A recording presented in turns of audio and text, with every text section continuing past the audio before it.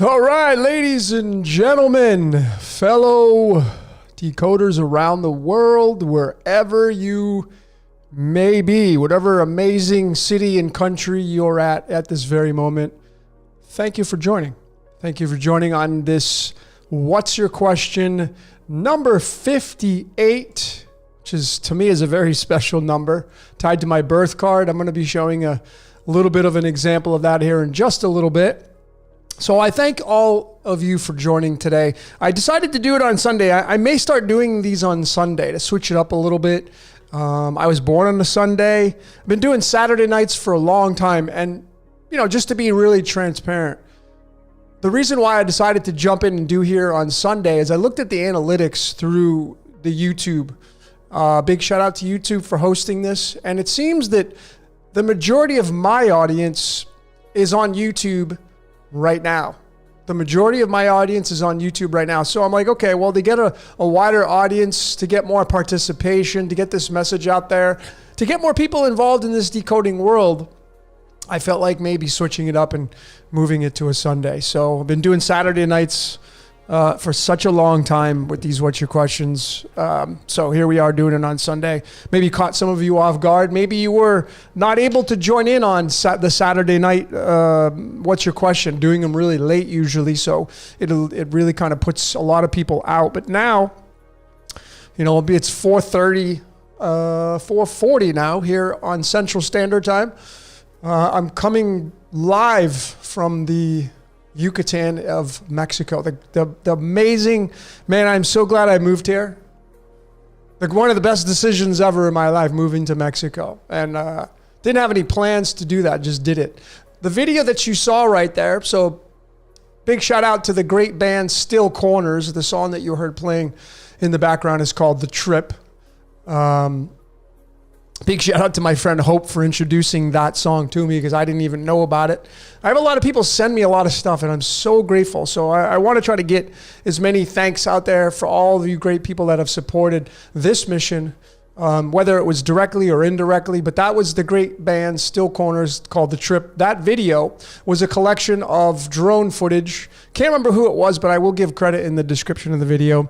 Of the Caribbean. So that wasn't Mexico, but it was the Caribbean. And the water here is very similar to that. So that very beautiful aqua blue-green water is just 2 blocks away from me here in Mexico. So I'm really grateful. And if you're feeling that itch to move, obviously being here in Mexico, you got to be someone who can earn a living online. Or something to that nature, because you're not going to come here and get a job per se. But the cost of living here is so inexpensive, and it's paradise 24/7. It's kind of a win-win situation. So anyway, I decided to go with red today.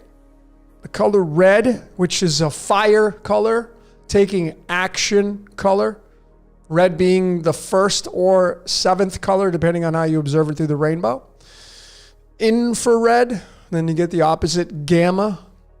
It's really interesting, red and violet, right? So today's card, ladies and gentlemen, I'm going to get into your questions. I'm going to be looking over here in just a little bit. This is where my second monitor is with all your great comments. I'm going to try to get to as many comments as I can today. This is What's Your Question. Today's card for April 30th is the 4 of clubs. You'll see it right there to your left of me on the wall there. And then to the right, I have the 6 of hearts. So today I decided to go with the spirit card for the day, which is the 4 of clubs, and then moving it into the ego position, it would be the 6 of hearts. And so the 4 of clubs. This is card number 17, reminding you. I just want to remind all of you. I got some cards selected here in the tarot to give us the great picture. I will be using, once again, this deck called Astro Matrix Tarot, which is a really cool deck. Reminding all of you to be the star in your movie. This is card number 17. Now, this is obviously not the 4 of clubs. The 4 of clubs is going to be tied to the 4 of wands, which is this card right here in the tarot to give us the picture. This card is the casino. This is the 26th card in the deck tied to the 17th card in the deck. 17 is the 7th prime number. We have 7 chakras telling you, reminding you to be the star in your movie. This is your home, happy castle. You gotta do what you gotta do to make your home a castle. I hope by now the majority of you here, if not all of you here, are creators and you're moving away from complaining. I really hope that's the case for you. So the 4 of clubs being the card today, and the counterpart is the 6 of cups, which is the beautiful. See the little kids there? Wish this damn camera would. See if I can get it into focus. No, it doesn't want to do it. But anyway, this is the 6 of cups. This is the card of nostalgia. This is the card for December 25th. So what does Christmas mean? Being a kid. Christmas to me now resembles celebration of life. That's it. Getting rid of all the crap that's attached. I don't mean to be a Grinch here, right? The stuff that people attach to it. Oh, it's this and it's pagan this and this. And celebrate your life, folks. I mean, I would do it every day, but the reason why December 25th is the 6 of cups, the 6 of hearts, is because it means nostalgia, going back to being a child, believing in magic. What do you want to be when you grow up? That's the question I would encourage you to ask yourself when you wake up tomorrow. What do I want to be today? And then you go out there and you build your happy home. So these two cards, they go together. Building the happy home based upon believing in magic and believing that you're a child through the eyes of a child, and kids believe in magic because they don't have as much resistance as adults do. They have less and less programming as adults do. All right, so big shout out to my moderators. We have Stephen and Pamela in here. Thank you guys for showing up. Big shout out to the wrenches. You guys are great. Appreciate it. Big shout out to all you great supporters in the Telegram group. We have over 700 members now, which is great. So if you're interested in joining the Telegram group, I'll leave actually it should be in the description of this video already. If you want to join the Telegram group. The only rule, there's only really one rule in the Decode Your Reality Telegram group. And that is to keep your posts strictly in accordance with decoding. Not posting anything about, just posting something about a song or the mainstream and not having any context to it. You got to have some kind of context to what you're posting, or your posts will be removed. We're very much sticklers in there. I have the moderators in there removing things that just don't apply to the rule of serious decoding. I don't want to be like any other decoding channel. We want to stand out. And when you come to Decode Your Reality channel, it's serious decoding. If you're serious about how this reality works, sacred geometry, numbers, letters, symbols, the secret behind the secret. That's what we're looking at. Okay. Also wanted to let all of you know, if you want to, I've got a lot of people that have asked me, why don't you have super chat? I'm trying to simplify my life. And I'm trying to, I'm an artist, so I like to use my artistic talents. So what I've done is I have a Patreon that I'm going to be creating here soon. For those of you that want to support all the videos that I've been putting out, I'm going to continue to put out. But I opened up recently an apparel and merchandise store. So let me just show all of you this just really quick. Let me just get the display capture. Here we go. So here's the store that's opened up, and I really, ladies and gentlemen, I'm not gouging on prices. I really tried to base this on the majority of budgets out there. If you want to support the memes that I've come out with, a lot of these, like Pretending to Be Human, Limited Edition Human, Vintage Human, The Watcher, Professional Manifester, the Gratitude Junkie. These are all memes that I've come up with.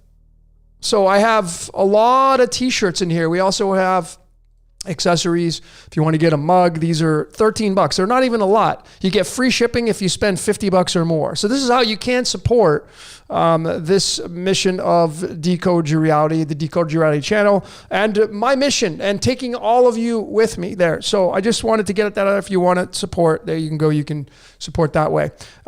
Big shout out to, Jordan from over at Waters Above. I hope you've been supporting his channel. He's been doing his lives on Saturday. his great words of wisdom. I always like dropping in and eavesdropping in on the conversation, sometimes not even telling anybody I'm there. I want to keep the focus on Jordan. So big shout out to him. Big shout out to my great brother Santos. Santos Panacci up in the mountains in Mexico, still being a hermit. I talked to him just a little bit last week or the week after, and he's doing good, folks. He's doing good. He's being in hermit mode. And big shout out to Danny. You know, a lot of people like, where'd Danny go? And there's obviously there's been a lot of rumors about Danny porking people. It's just so funny. Like I just saw him last week. I actually got to go out with him down to Playa del Carmen for a couple hours, and we were just chatting it up and what the things he's doing for the world. See, people don't see the things that people are doing. They just assume, and well, they're screwing this. And folks, Danny's a good guy, man. You just got to get to know him. Most people, unfortunately, won't get to know him, and they just spread rumors and they go off with all these ridiculous rumors. Anyway, so Danny's alive and well. He says a big hello to everybody. Big shout out to Jason from Archaics and his work and his channel. I have so many people to thank, man. All you great decoders who have given me ideas. Big shout out to Roland. Roland gave me the idea of lights, camera, action. I forgot about that. See, sometimes I forget about who gave me the ideas or slipped me an idea, and then I use it, and then I use it a lot. And lights, camera, action was a huge piece and layer to decode your reality. Huge, absolutely huge. Because it's tied to it means the movie. Because you're in a movie, folks. You are inside of a movie. That's right. You're in a reality television show. This is why we have soap operas on the television. It's just really interesting. And it means televisio. Comes from the Greek word tele and then visio from the Latin word. Bring those two together, you get, through numerology, you're going to get the number 64, which is how many possible codons we have in our DNA. 64 squares on a chessboard. This is why I continually say, please do your research on the black and white checkerboard floor before you instantly and automatically say, oh, it's Masonic. They use it, but they didn't originate it. The yin yang, the black and white checkerboard floor, folks, you live it. When it gets dark out tonight, that's the black. And then when you wake up and it's light out, that's the white. Doesn't get any more simpler than that. Night and day, black and white, yin and yang, hot, cold, left, right, up, down, north, south. I mean, there's so many ways that you can break that down. So if we could just alleviate the burden of pointing the finger and saying it's this, it's that, it's they're doing this, and forget all that garbage. What are you doing in your life? All right, keeping it really raw and visceral here, folks. I don't cut any corners anymore. Turn a lot of people off, don't care. It's fine. All right, so looking over here to my right. Looking over here to my right, I'm going to be looking at your comments. Gavin says, is the 5 of diamonds a good birth card? Every card's good. Every card is good. Every card is bad. Every card has a yin yang to it. Every card has an asset and a liability attached to it. You know, if you take a car, when you buy a brand new car and you drive it off the lot, is it an asset or is it a liability? Well, if you traded in your hunk of shit that had 300,000 miles on it that was primarily a liability, gotta have fun with this, and you get a brand new car, you're all excited. And now you alleviate the aspect of, is this thing going to get me to work without breaking down? So that liability goes out the window. So the new car becomes more of an asset than it does a liability, but there are still liability traits to that new car because your insurance is probably going to be more expensive. Got to earn more money to pay that insurance. When you first get the car, you're probably going to park it crooked in the parking lot because you don't want anybody to ding the doors. So you're worried about the liability of someone scratching the door, dinging the door. You see how this all works? Everything in this reality has a yin-yang principle, a liability asset, as do all the cards. 5 of diamonds card, amazing card. Roger Waters, the guy who was the songwriter for Brain Damage, which if you've seen the moon and the eclipse, and then my Prison Planet 4, Roger Waters being born on September 6th, which is the 69 or 96. He's got the moon symbol right in there, 5 of diamonds. What is the 5 of diamonds? 5 of diamonds is the 31st card in the deck. The words ride or die equals 31. And then in the tarot, the 31st, the 5 of diamonds links to the 69th card in the deck, which is the 5 of pentacles, which means the game of life. So it's one of the cards of the game of life. 5 will mean your identity. So when you take the 5 and you put it up into the celestials, let's just say we're going to take the 5 and I'm going to put it into the sun, the characteristics of the sun. So the sun has a characteristic of the number 5, just like you do. What does 5 mean? Your identity. Can I see your ID, please? ID is 5 in numerology, as fate would have it. 5 is 5 fingers, 5 toes. It's your ego. The 5th house of astrology is called Leo the lion. And what does the lion work for? The pride. What does pride mean? The ego. The 5th house of Leo is ruled and operated by the sun. You see how all this works? So the 5 of diamonds is going to be a very busy number, busy card, because it means it represents the game of life. How busy is this game of life? It never stops. People go to sleep, people are awake. People are awake, people go to sleep. Never ending. It's always the now moment. It never stops. It never will. You may have major resets. You may have major cataclysms. You may have major, things that happen on the world stage, but it never stops. That was my long answer for the 5 of diamonds. So yes, it's a great card. Jerry Cantrell, the great guitarist from Alice in Chains, he's got that as his birth card.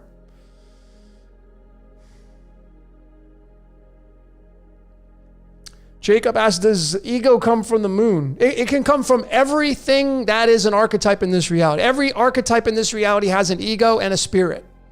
So just start looking in these terms of you have an ego and you have a spirit. You know, I've done this so many times. I'm going to show you because some of you are new. So welcome out all you newbies. Thanks for joining. Let me show you what the ego and the spirit looks like in the tarot.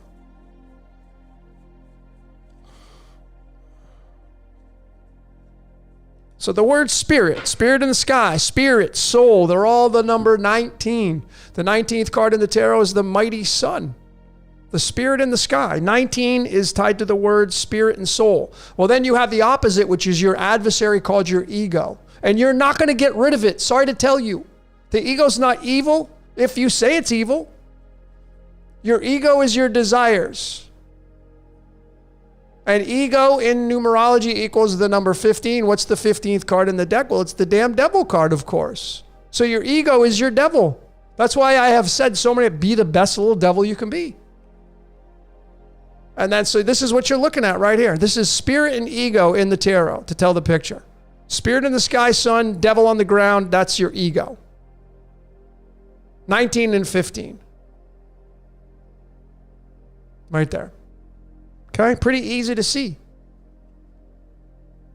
It's just so beautiful when you can remove the programming of, trying to label things with adjectives. Everything just is. We're going to do it regardless. We're doing that now. But the world that we live in is operating through waves.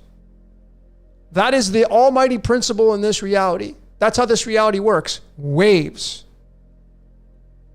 Electromagnetic waves. Radiation waves. Sound waves. Frequencies are waves. It's all about the wave, which starts with the letter W. The letter W is the 23rd letter in the alphabet. 23 is tied to the royal star of the lion. It's the upside down of the M. It's tied to the sun.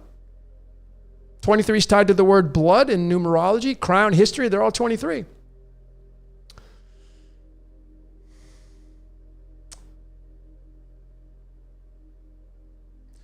Darius is asking, what if you don't have your birth time? That's okay. So here's my suggestion for those of you that don't have a birth time on your certificate, or you just don't know. Okay, and you want to decode yourself. So this is my recommendation. Go on a long walk or a long hike. Go into nature. Go into the ocean. Go into the lake. Go sit by a lake. Go to whatever it is that you like, whatever you get in tune with nature. And the objective to take into consideration is your birth time. So start talking to your higher self, the voice in your head, and say, hey, I really want to know my birth time. And think about it. And you're going to get numbers, and you may see a sign in nature that may correlate to the time. And then I can promise you, you're going to come up with some time. You're going to come up with an hour and a minute. And then don't second guess yourself. Some of you may need hints, like go ask mom or dad, like, hey, what time do you think I was born? To get a little bit of a hint. Then you take that and you use that for your chart. Now, even if you're way off, because a lot of these celestials are slow moving through the lens of astrology, you're not going to make much of a difference. You may actually put them in a different house, but it rarely will change the zodiac sign or the nakshatra. Somebody had corrected me too. I've been pronouncing it nakshatra because I've been trying to do it like the Indians do it, the Indian culture from India. I'm a big fan of Kapil over at KRS Astrology. And so when he says it, he has the proper dialect to say it. I've been trying to mimic that. I obviously didn't get it right.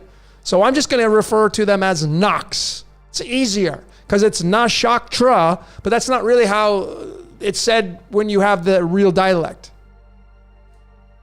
So I'm just going to start referring them to as Nox. So the Nox won't really change if you don't know your birth time, or you're not going to get it close. The houses of the zodiac or the zodiac signs, the houses may change. Okay, that may change a little bit. But as I have said so many times, every single one of you are all 12 zodiac signs. You are all 12. That's right. It's a big game changer when wait, huh? How does that happen? Because you have all 12 houses in your chart. Everybody has all 12 houses, meaning that you're a makeup of all 12 zodiac signs. Every single one of you. Big game changer in the world of astrology when you like, oh, wow, I'm all 12. You're all 12. Because then you can, well, what house are they at? And are they what symbiotic relationship is it happening with? Because you're going to have these 1, 7, 2, 8, 3, 9. You're going to have these symbiotic relationships. Okay? Have I decoded the Elder Futark? No, I don't even know what that is.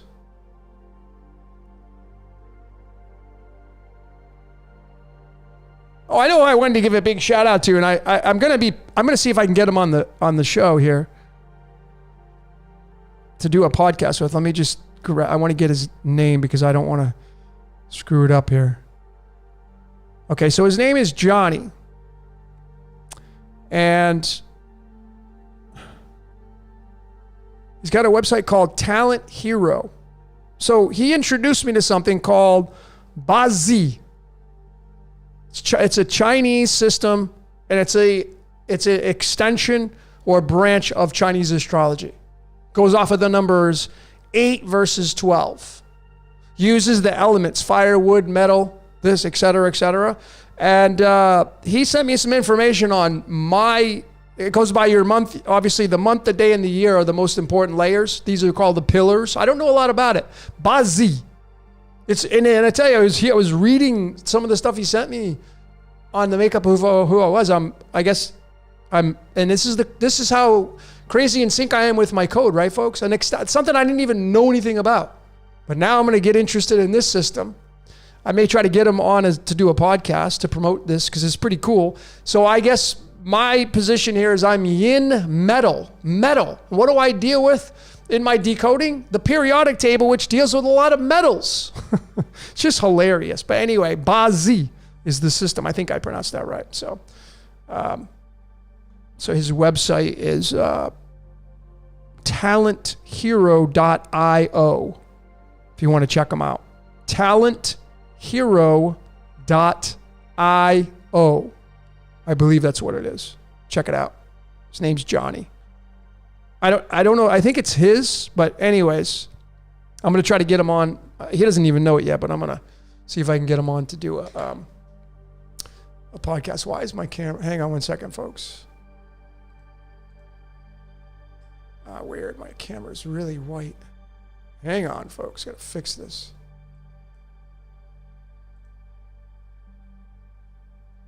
That didn't help. Technical difficulties. Hang on a sec, ladies and gentlemen. This is way too contrasty here. I don't like it.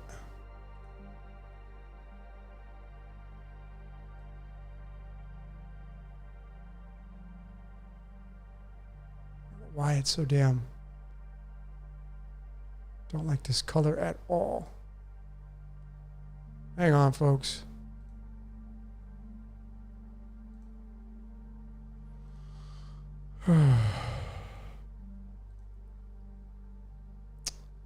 Hold on. Stay tuned.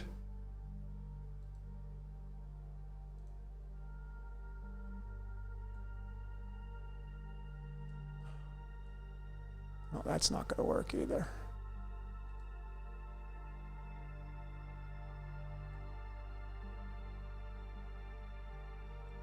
It's just my light. Okay, whatever. It's because I put the cards up there, I'm sure. And then it just screws it up. Okay.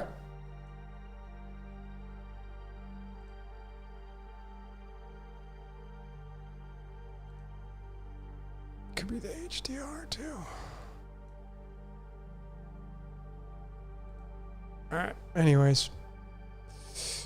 Let's get back to some of your questions. Thanks for sticking with me through that, whatever the hell that was. I'm a stickler, man, when it comes to colors and getting it right, man.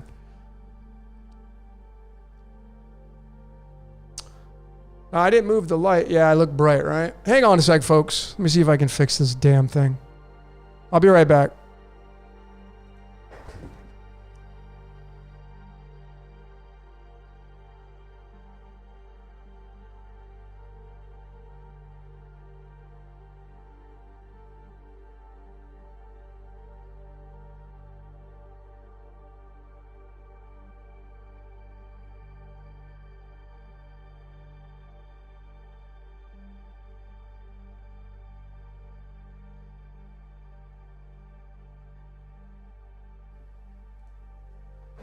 I don't know what the hell is going on with it.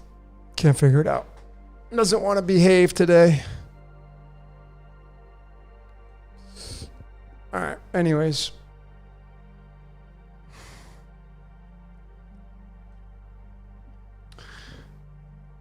Must be the red. Okay. Let's check out your comments here.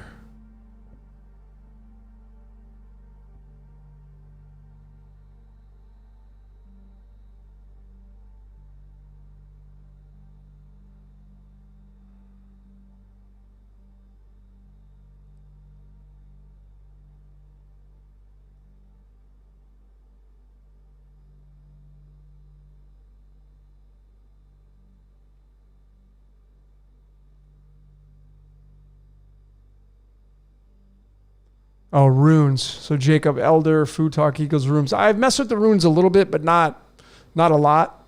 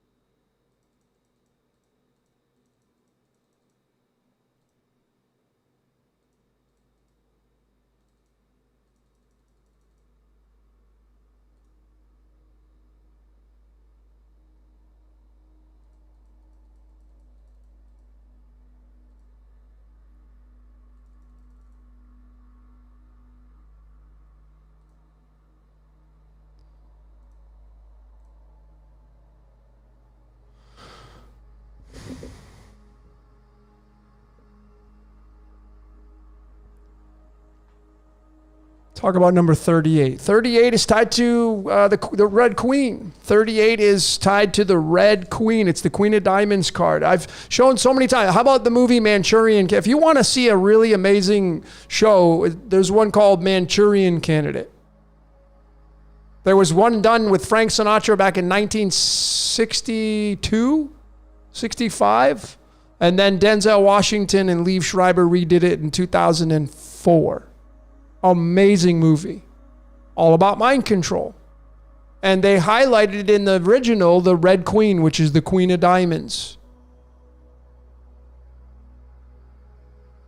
So the 38 is tied to the Red Queen, the Queen of Diamonds. If you just look at the numbers 3 and 8, you separate the two. Okay, you have the number 8 and the number 3. What does the number 3 represent? Well, if you take that and bring it into alchemy, the third element on the periodic table is called lithium. Lithium, they give to people that have brain disorders. It's called bipolar. I think we're all bipolar, just gradients of it. But if you have a disorder that is diagnosed with that, they're going to give you a product called lithium. Lithium's average atomic mass is very telling. It's 6.9. 69 is the brain. The yin yang. So then you have the number 8 accompanying the number 3. That's 38. What is 8? Oxygen. Okay, oxygen, 8 represents the Taurus field. 8 represents power. So when you have something that represents the source of everything, which is the infinity symbol as well, coupled with the number 3, which is tied to the brain, you can instantly and automatically can see it's tied to mind control. 33 plus 8 is 11. 11 is tied to the word brain. No joke. So that's the 38, tied to the Queen of Diamonds. In the tarot, it's going to be tied to the 2 of Cups, which is partnerships. So let me show you this. So I can give you the picture. Those of you that have the Queen of Diamonds card as your birth card, it's a very tough card to have through the sectors of the birth, according to the systems that I've studied. But once you figure it out, blast off. So the 38, mind control, the Red Queen.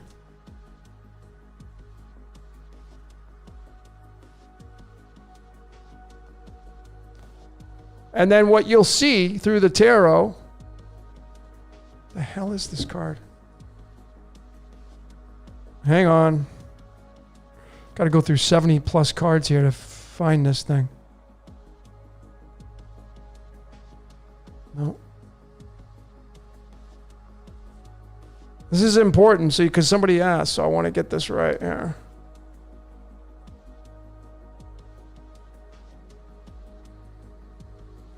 Okay, it's not in there. What the hell is it? I love these Astro Matrix cards, but I'm going to go back to the Rider-Waite because it's just easier for me.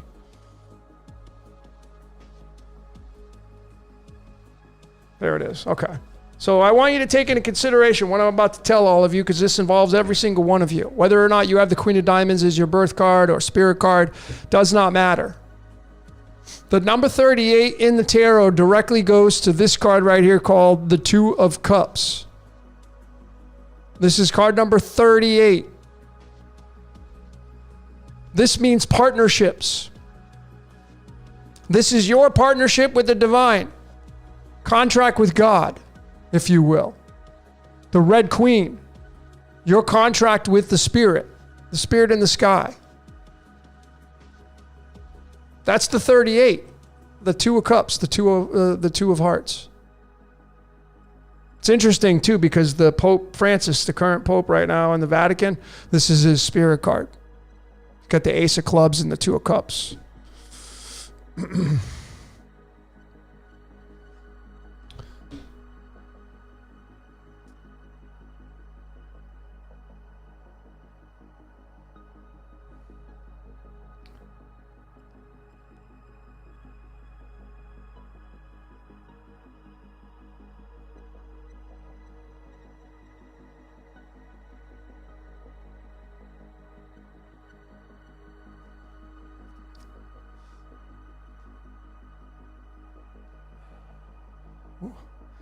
What's up, Keith? So big shout out to Keith. Keith was part of the Scripted Reality Part 6. Thanks for your comment about, are we just a Happy Meal? You know, it's so crazy because, let me see if I can find it. I didn't show this because I overlaid it with something, but let me see if I can find this for all of you. Just to show you how ridiculously scripted this reality is. There it is. Oh, I need the big one.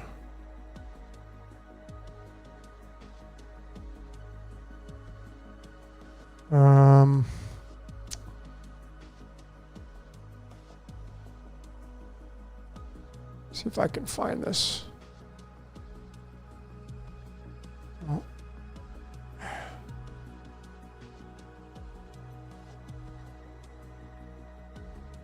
So the house, I guess it's not going to let me find it. Let me just show all of you real quick what I'm talking about. So in the Truman Show, first and foremost, I want to show all of you, a big shout out to Keith for showing us this. So in McDonald's, there's called a Happy Meal, right? 36, which is interesting because it's tied to this word right here, operating, like as an operating system. But in the Truman Show, there was this scene when he come out of his house right here, and I can't find the full version of it, but at the top of the door here, you know what number it's going to be? Take a wild guess. What number house he comes walking out of? 36. Operating system.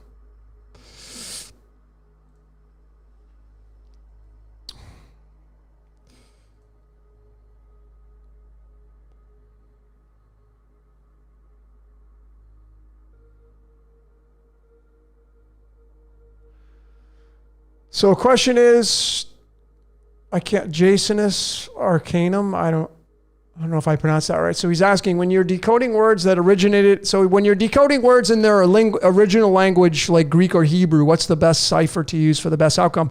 Well, you know, I like to look at all of them. You can get into Greek isopsophy, which obviously challenges the decoder a bit, because then you can get into a lot of times 4 numbers. And then what do you do with that? And then if you just go into the original Greek, where it goes, you know, the alpha through the omega, then you're going to get double digits. And then you're going to move into sometimes triple digits. And then if you reduce it all the way down, if you do the reduction ciphers, it's going to reduce everything down to a single digit, which, you know, is what everything's going to reduce down to anyway. So I think the easiest way to decode is to do the reduction. Let me just show all of you that really quick to what I mean by that. So if you go into the ciphers and you go into, let's say, here they are right here. So these right here, the reductions are going to be what I would start with as a decoder if you're going to get into foreign languages. And they're going to give you a single digit, right? See how these are all single digit? You get into the Greek, they all break down to single digits. If you go to what's called the ordinal, now you're going to get into the original numbers to letters here, going up to the compounds. And then if you go into the isopsophy, you're going to get into triple digits, which starts to challenge the decoder a little bit. So as I often say, simplify your life. You know, if you're going to get into the original languages, which I love doing, I would just go with the reductions. Get your single digit outcomes. And I think you'll fare much easier. And as I often say, as a fan of decoding, folks, if you're new to decoding, just use Chaldean. Get away from the 4 base ciphers that are heavily taught on the world stage. Get away from that. I'm not saying that system and the way some people do it is wrong. I would never say that. That's the way they do it. But when you have 4 ciphers, a lot of words, you type a word and you're going to get 4 different outcomes. Well, what do you do with that? So it can get a little confusing. It can get very watered down. So that's why I often say, just use Chaldean and get rid of them all. Just use that one. Get all your language in that system. And I found, like, when I do my readings for people, I just use Chaldean. I don't get into any of the other ones. Now, the course I have coming out, I'm going to show you how to properly use Francis Bacon, which has its own say in things. There's a proper way to do it. So I'll be including that in the course. But if you're looking to decode reality, just go with Chaldean. Simplify your life. Chaldean's the only cipher that directly connects to alchemy, that directly connects to the cards of illumination, that directly connects to the tarot. These other ciphers do not directly connect like these, because you're going to get into even the English ordinal, which is 1 through 26, A through Z. When these numbers get above the 78, you can no longer attach it to a tarot card. Once you get above 78, that's it. There's a way to actually figure it out, but that's advanced. So I'm saying, just to simplify your life, if you're looking to really start to decode you and your life. And I promise you, your name through Chaldean numerology is going to be the most accurate. It will be. So I tell you right now, you get into like the reverse and all that. Like, why would you put your name in reverse? You don't read it in reverse. We read things from left to right here. Mainly in the whole world is left to right. And even if you're going to read it right to left, well, then that's going to be a different alphabet altogether.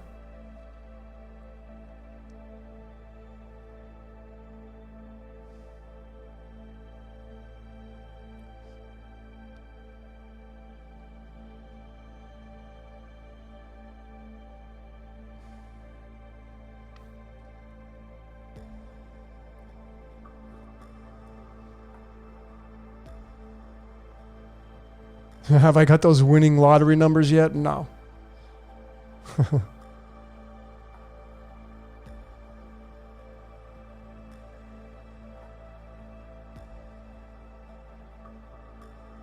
Baka de Bus? I don't know. Have I decoded Ark of the Covenant? Yeah, it's the sun and the moon.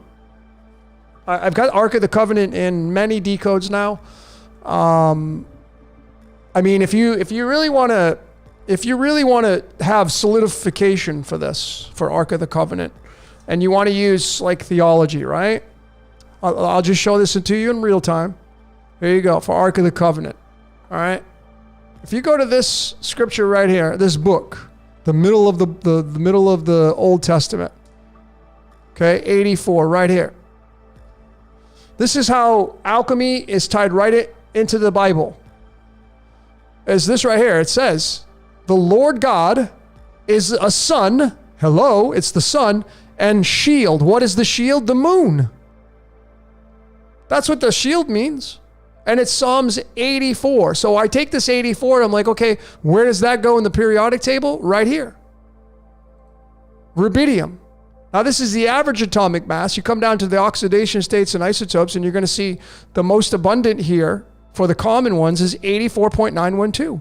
Look at what it has for its icon. Why does it have that for its icon? The description. The image of an electric eye, the sun and the moon, is inspired by the use of rubidium in photocells. This is the so below. The as above is the sun and the moon. 84. 84. 84. Sun and shield. And then the kicker is when you do this. Eye in the sky.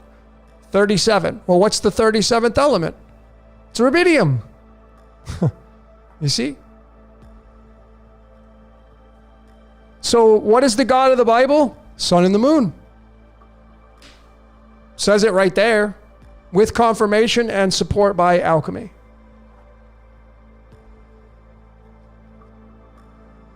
The 37th card in the tarot is the Ace of Cups. This one's really interesting. So now I'm going to show you another synchronicity here. Here it is. 37th card in the tarot. Ace of Cups.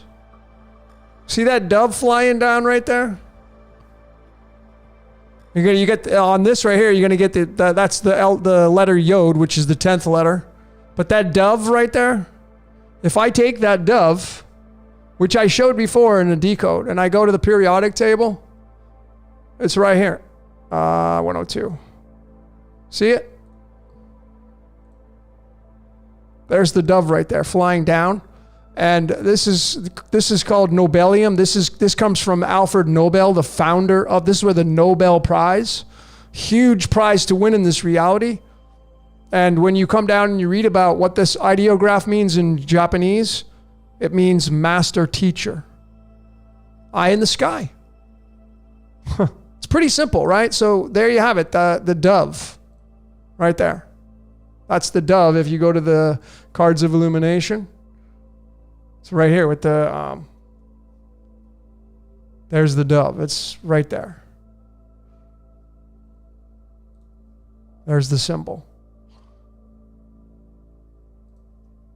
So there you go. There you have it. Card 37, eye in the sky, sun and shield, sun and moon, the Ark of the Covenant.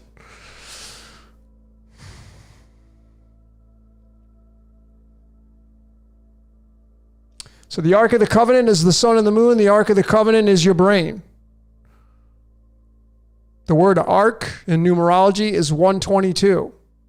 122 is tied to antimony. Antimony means not alone, and that's because it's the implant in your brain. It's the all-seeing eye of Horus through the Egyptian model. It's called the thalamus. Thalamus in numerology is 27, just like the word currency, just like the word heaven. Heaven's in your brain. Thalamus means heaven. Going up the tree of life, the spinal cord, going through Golgotha, through the theology aspect, Golgotha's 33, the crucifixion of the Christ, and then being transformed in the renewal of the mind is getting to the thalamus. It's all up here, really. Your whole reality is based on your mind. And this is a receiving station, the brain, which provides feedback through the five senses.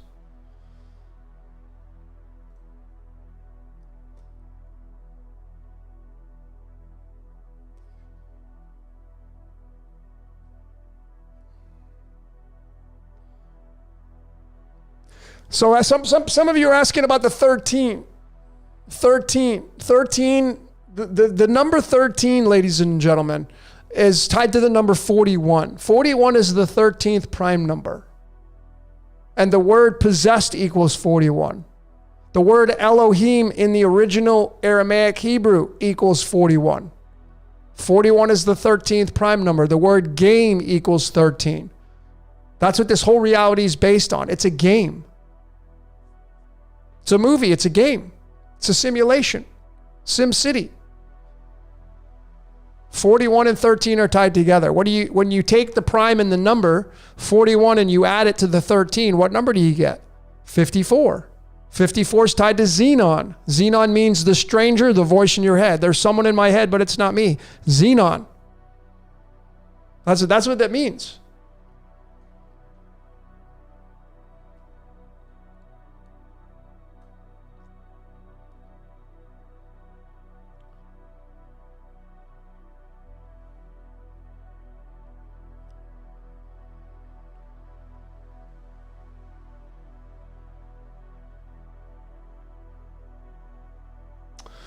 How do you remember all this? Well, how did Mozart become a great piano player? He started composing at the age of 4. His parents probably made him compose and play piano. Ladies and gentlemen, I've been practicing this stuff. This is all I do. Day in and day out. I find myself, okay, I'm going to break it. I'm going to go do something else. And then I find missing this. It's like an addiction. Whatever's running me will not let me stop doing this.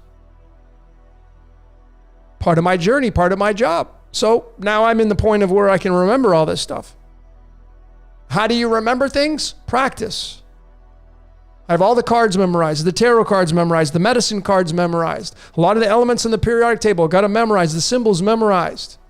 The golden ratio, mathematics, prime numbers. A lot of these I got memorized, sine and cosine waves. That's why I've come out with all these videos.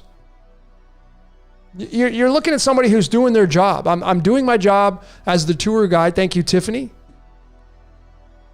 And I have a lot of you to thank for that, ladies. I've taken all of you that want to come on this journey. You're coming on this journey. Like it's not just me here doing this Decode Your Reality channel. I have a lot of people to thank. The list is so long. I wouldn't be able to thank everybody. Well, I couldn't remember everybody's name. So many people give me so many nuggets. It's amazing. Just one little comment, like the last Scripted Reality 6, Keith and Teresa, I think.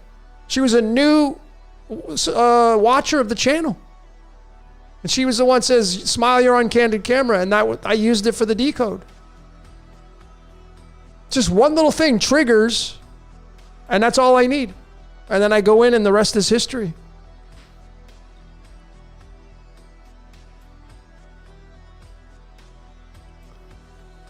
Do I have any videos for beginners? Catherine O'Reilly, yes. How to decode yourself. The very first thing that I would recommend everybody to do is to decode yourself. Decode who you are and why you're here. That would be the first thing I would recommend that you do. Once you figure out your code, your position, your reality, what you're doing here, what your responsibilities are beyond, doing certain things in your life that you like and what you don't like, you're going to have the keys to your kingdom, the keys to your empire. That's where I would start. Once you figure out your code, then it's easier to follow along with the other layers of code that I show through the decoding of people, places, and things.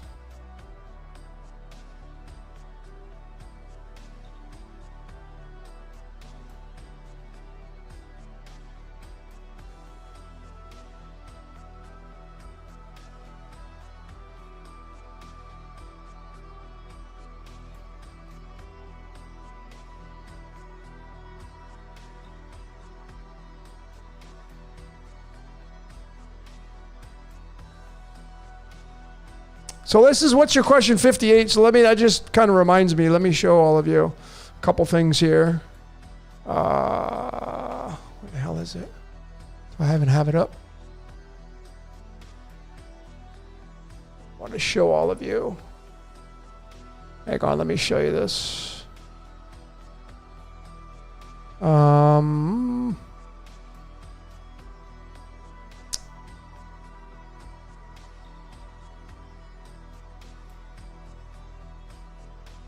Okay, hold on, folks.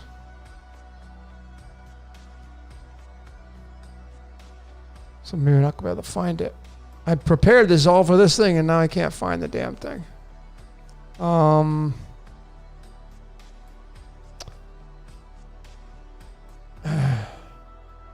it. Shucks, I wanted to show all of you this. Let me see if I can hold on a sec. I'm just open this up.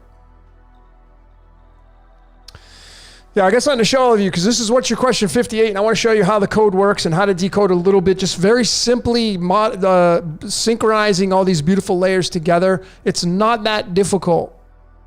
It's not that difficult.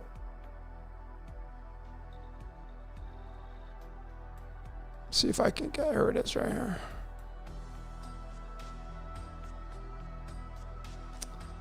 Okay.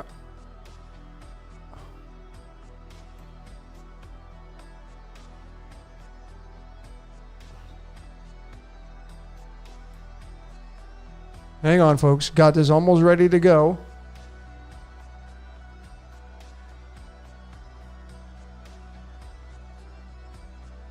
Hang on, hang on, hang on.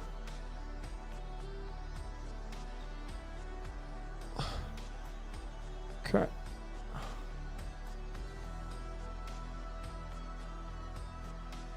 Okay, I got it up and ready. Here we go.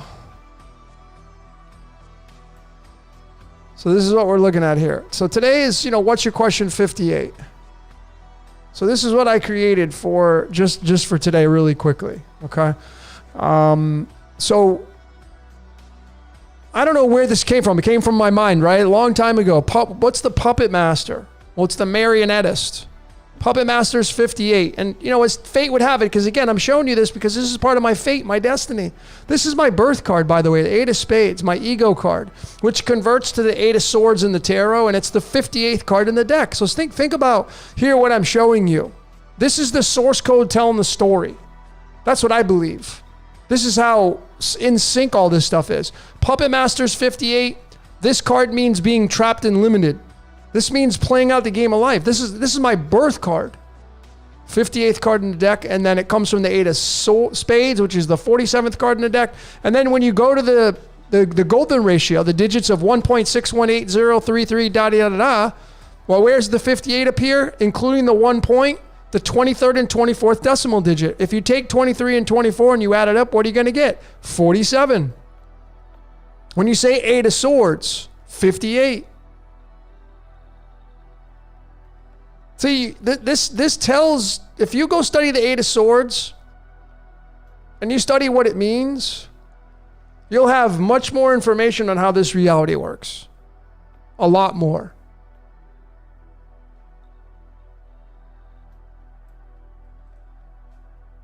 But I just wanted to show all of you that because I created that specifically for this broadcast.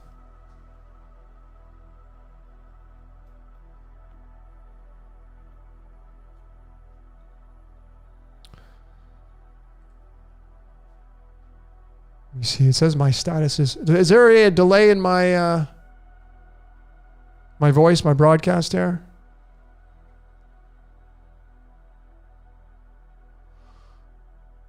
Somebody give me some feedback.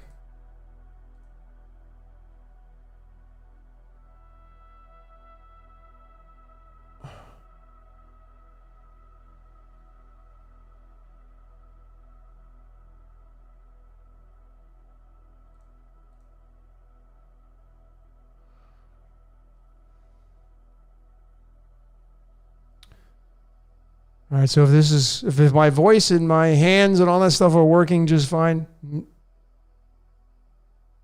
that's good now. Okay, yeah, it's because I opened up Photoshop and it sucked up. Okay, cool. All right. Great, thanks everybody. Yeah, that's what happens when you open up something that sucks a lot of your computer up. I opened up Photoshop. Okay. Let's get back to some of your questions.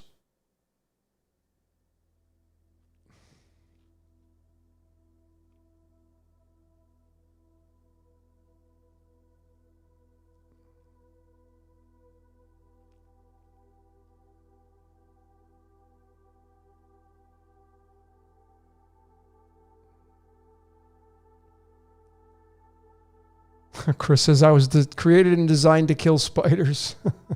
Okay. I don't know what that's supposed to mean, but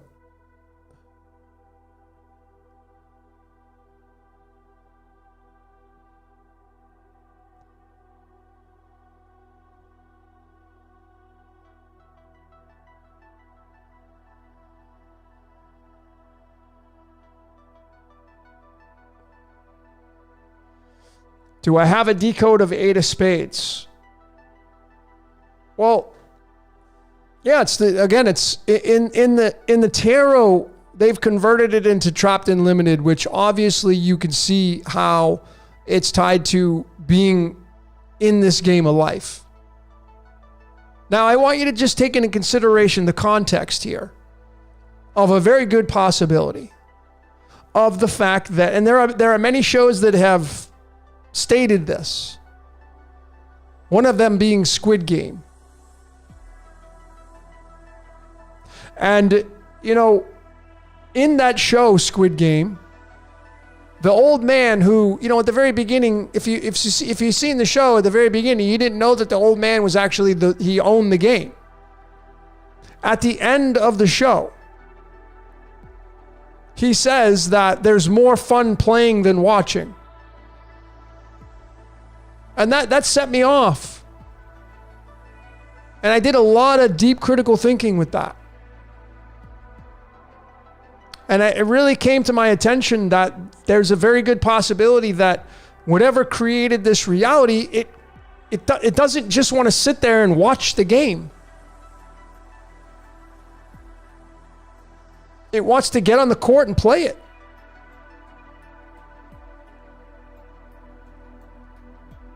So essentially, this is where you're going to get all these stories in Greek mythology, a lot of in Greek mythology anyway, about especially Zeus, Jupiter coming down and taking on this and taking on that, and you get the Bible and their rendition of the fallen angel story, coming down here wanting to play the game.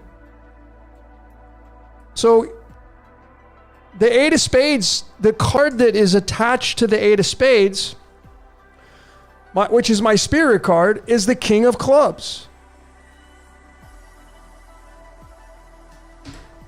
This one, right here. The King of Clubs. And this card, hold on. This card right here is card number 26. The word source equals 26. Yod-Heh Vah-Heh, which is what I was raised in, is 26. 26 is tied to iron. It's tied to aluminium, the 13th element. 13 comes from the word illumin, a luminary body.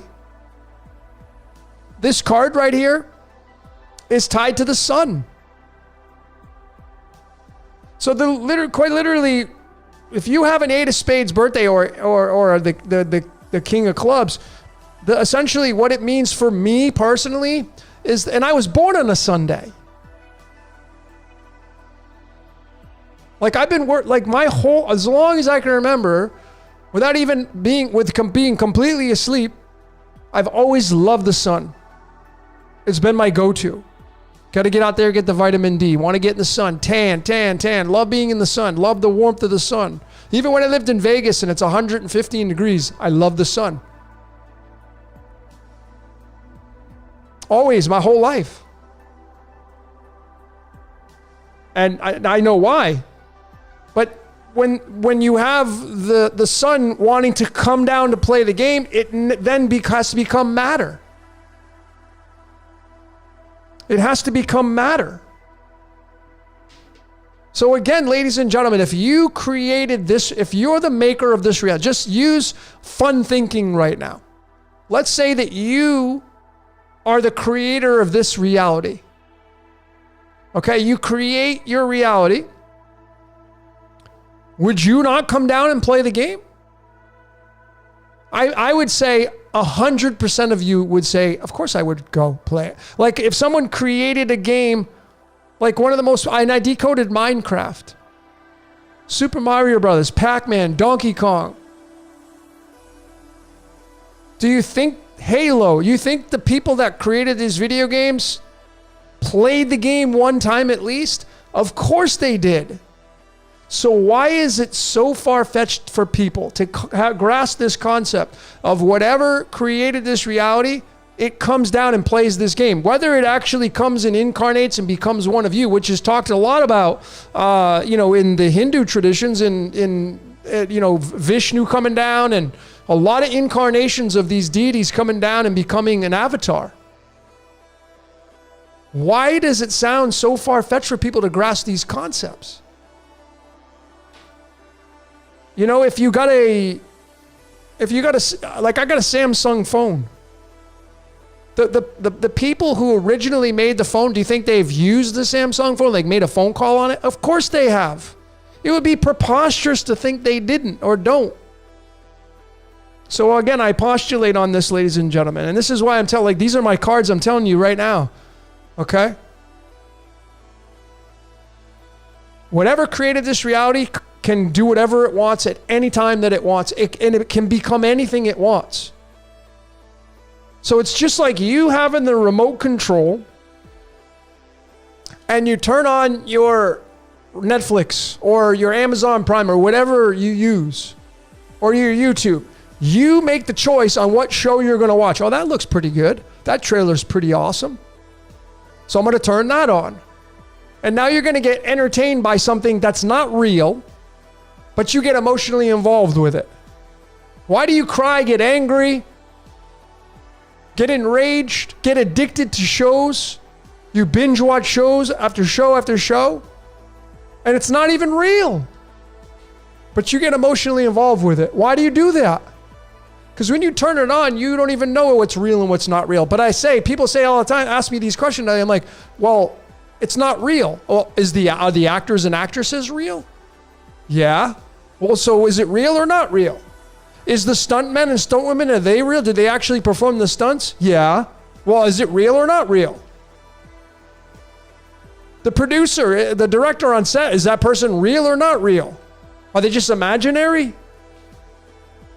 These are fractals, ladies and gentlemen. The fractal of a movie is The actors and actresses, producers, directors, the stuntmen, everybody on set, those are real people doing real things. Even if it's a fake thing they're performing, it's real. And they create this movie, and a lot of them get so in character, they'll tell you, man, they have to try to get out of character after they get in character. They have to teach themselves to get out of character. So the fractal down for us is in the screen. In the black mirror. This is our fractal down. And then we now, when you get rid of this and you go up, you come into 3D reality. Now you get what's called life. And this becomes a movie. And then you have a fractal above us, which is now watching us. Just like when you look into this black box, you're watching something else that's inside of it. You see how this is how you got to start looking at this reality. So anytime whatever created this reality, it wants to come down and become a human, it can. And if it's and there may be more than one energy involved in it. Maybe every single star in that sky controls, we're all tied to one of those stars. That's your silver lining. And it's controlling you. Your every move. Maybe it lets you off the leash a little bit.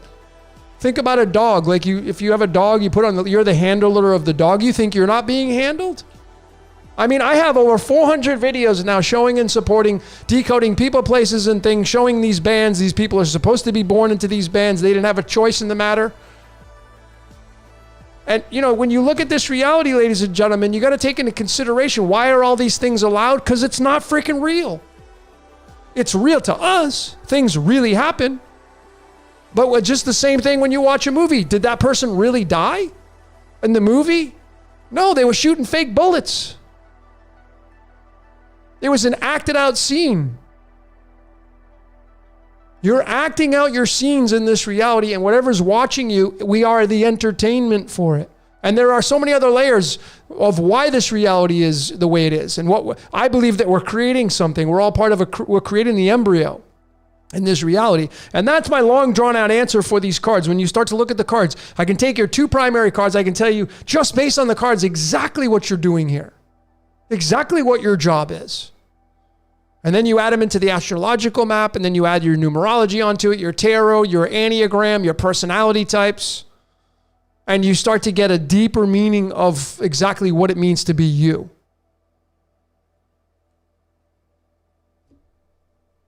I'm telling you folks, this may be the ugly truth for you to take into consideration. I'm not saying it's going to be absolutely true, but this is something you should be taking into consideration.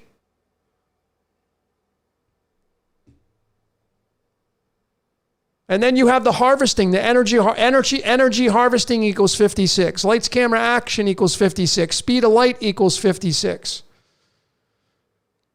56 means the movie. The 5 and the 6 means the movie. What's the most popular sport in the world? Soccer. What's on a soccer? The pentagram and the hexagon, the 5 and the 6. The most popular sport in the world has the 56 right on the ball. It's a sphere. It's a ball. We live on the perfect circle called Earth. What squares it? I'd say the moon squares the circle, along with the sun.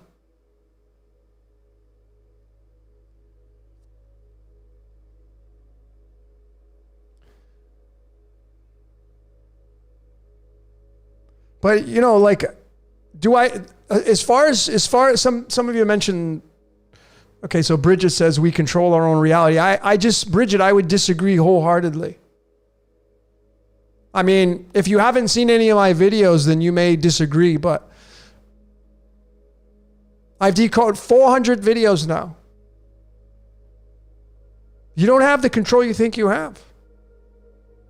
I know you don't have to agree with that. That's fine. But again, I mean, what I would show up in a court of law to present my case to the jury would be my 400 videos.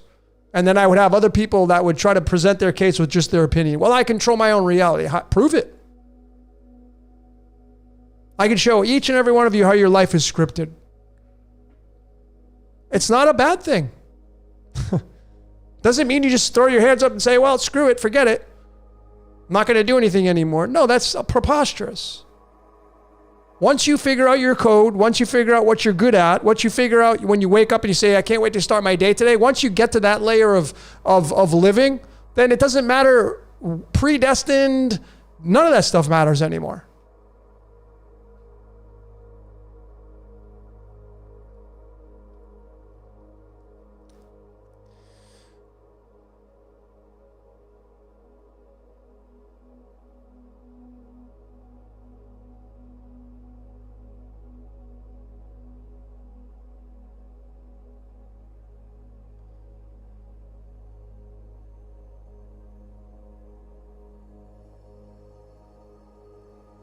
Jacob's asking, can you talk about the ace cards? The aces mean beginnings. Ace means beginning. It's the letter A. It's the ace. It means beginnings. Ace of clubs, ace of diamonds, ace of hearts, and ace of spades. These are all beginnings.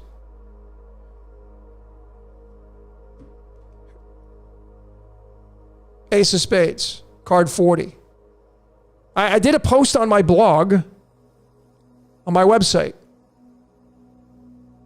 If you want to check out, go to cosmicsugar.org. Go click on the blog, and in there I put I talked about Freemason.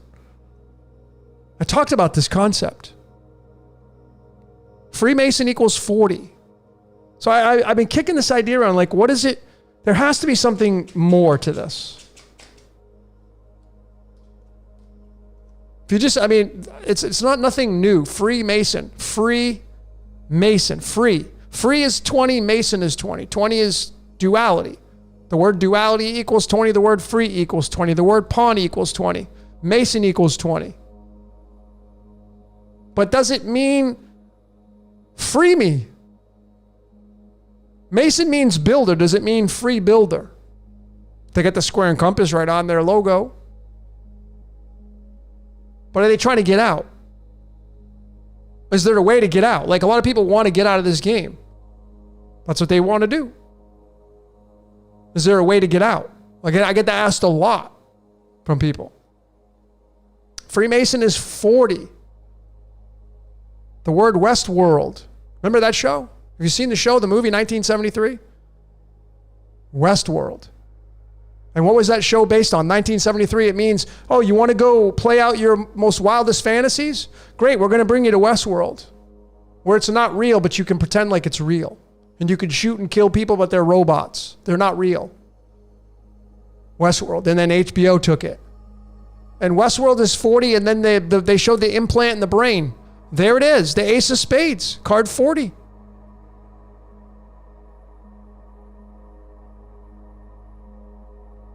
Go read my thing on the whole Freemason thing. It's tied right to the Tetragrammaton, which is the God of the Bible. This is why the Masons have the Bible and they use it. It's why the governments, especially the United States, they put their hand on the Bible to inaugurate the president, obviously telling you they're trying to marry the state with the church. They do that. Tetragrammaton. Tetragrammaton's 47. Washington, D.C. is 47. White House is 47. Georgetown is 47. When you say 47, it equals 47. So what do you think is running the government of the United States? Tetragrammaton. It's a no-brainer. That's why they use the Bible.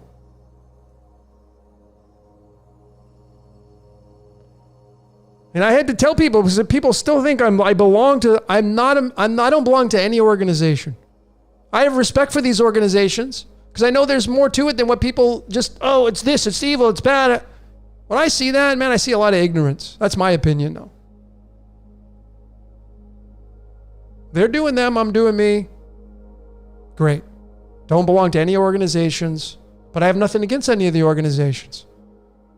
If you think it's all doom and gloom and it's evil and it's this and that, well, in my opinion, your thinking is way off base.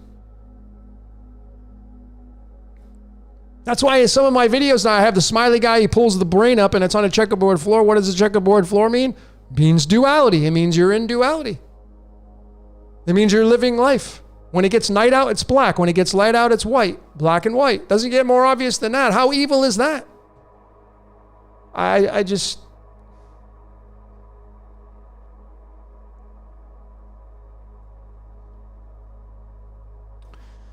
Mighty Adam says, how many cards in a pack? Well, there's actually, this is an interesting question. In a deck of cards, there are 52 cards that pertain from the aces to the kings, 4 suits, 4 seasons, tied into nature. But then you have the 2 jokers. So 1 joker to me is 0, the 0 card, which isn't counted. And then you have the other joker at the end of the deck, which would be card number 53, which if you watched my Prison Planet 4, I made it very crystal clear what that 53 was tied to. Tied to the Elohim. Tied to the I am that I am. That's you. Tied to iodine. The I. It's me. It's you. I guess the best way to summarize it all up, ladies, is you are the divine. You are God having an experience of this reality. That alleviates the burdens of anything else. And again, it's not real. So like you say, well, why does this evil happen? Well, ladies and gentlemen, I want you to imagine for a second, having a reality where there's no challenges in life. Everything's easy peasy. You have everything given to you. You don't fall over. You don't scrape your knee. You don't bust your ankle. You don't cut yourself. Everything is just perfect all the time. That's the movie. Okay, you got that concept in your head? How long are you going to keep that up? How long are you going to keep up that reality until you say, you know what, I think I need to change because this is like, okay, I've got everything I want. I got everything I want at the snap of my fingers. I'm perfect. Nothing ever happens to me. I got no blemishes. I think I want some change. And then you introduce the bad guy in that context to stir things up a little bit, to give you a challenge, to give you a change. But then, see, you control the whole reality. So then you're like, you know what? I've been the good guy for so long. Kind of bored with that. I think I'm going to be the bad guy this time. A lot of you, when you turn a show on, some of you like the bad guy. A lot of you turn the show on, you like the good guy fighting the bad guy.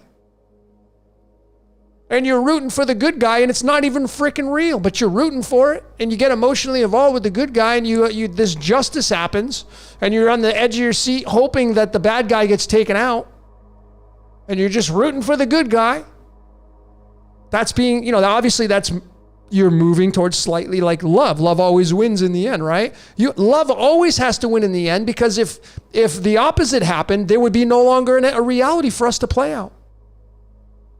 The reset is when love steps in, when it reformats the whole thing. You can't, because if fear resetted it, there would be no longer a reality to live in. It's very simple. But everything to me is allowed in this reality because it's not real to whatever's observing us. Just like a movie's not real.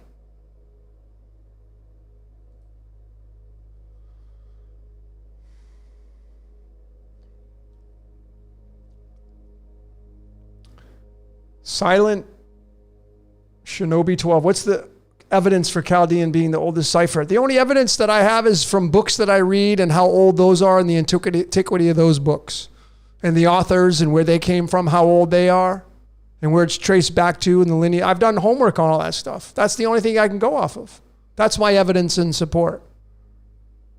But when you go to these numerology ciphers now, and you can create I've created plenty of my own. These are fairly new. The oldest known numerology cipher is Chaldean. If you do your research on it, you're going to come up with the same conclusions I have, I would say. You just got to dig in, you got to figure out, and then you got to look into, Chaldean's tied right into Hebrew language, by the way. It's not just Chaldean in English, it's tied right into the Hebrew language.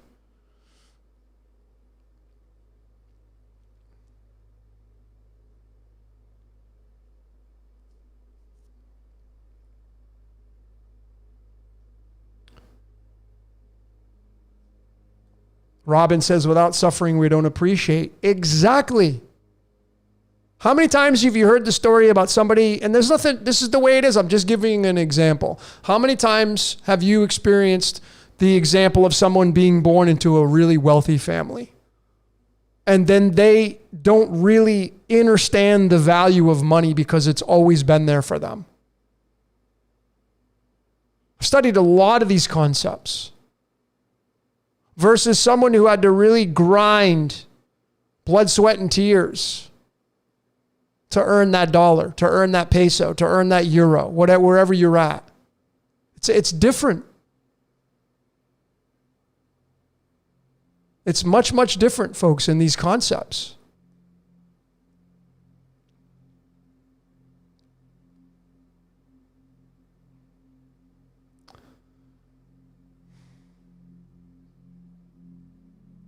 So Ruzen says, evil is absence of love. Love is absence of evil. Goes both ways. Light exists, darkness doesn't. Well, okay. Let's go into a pitch black room and then you can tell me where the light is. So if what you say is true, darkness doesn't. Okay.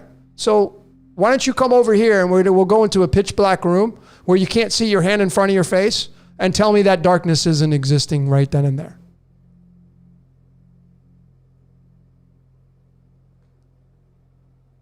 Darkness is merely absence of light, and light is merely absence of darkness. It goes both ways. See, if you study human being experience, the majority of us here were born from a womb of a mother. And inside that womb, inside the stomach, there's no light in there. There is zero light inside the womb. Zero. So you're born from the darkness. And you're born into the light. Which I would say is the reason why babies cry when they come out, because you're like, whoa, what the hell is this? Where the hell are you bringing me? You end up coming into the light. You've been in the darkness for so long. And you come into the light and you're like, whoa, what the hell is this? What's going on? And that's your first magic you speak is crying.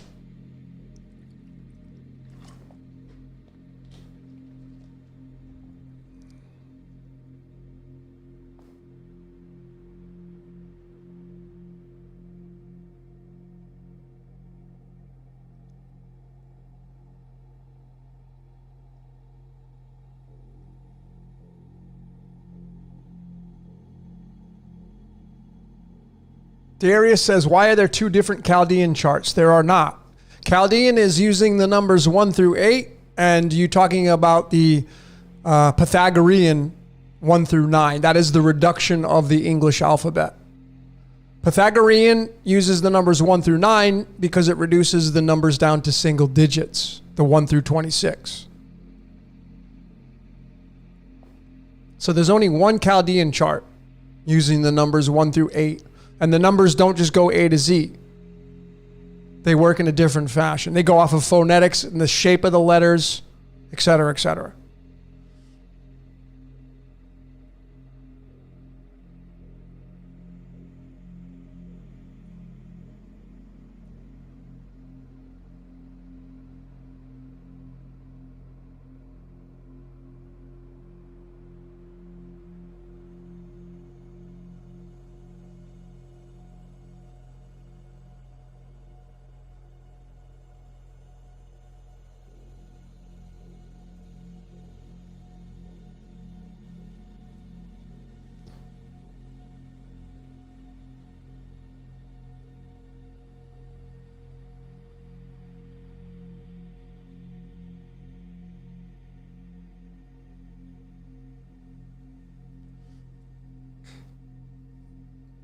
Folks, this is like, I see a lot of comments coming in. Thanks for all your comments. Darkness and light.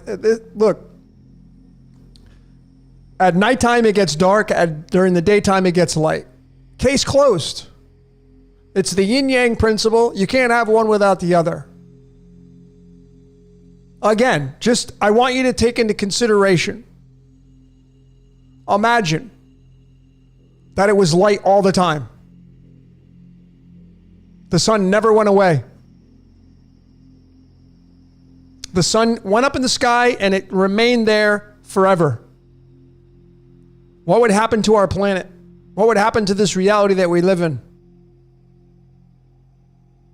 Shit would get busted, it would break.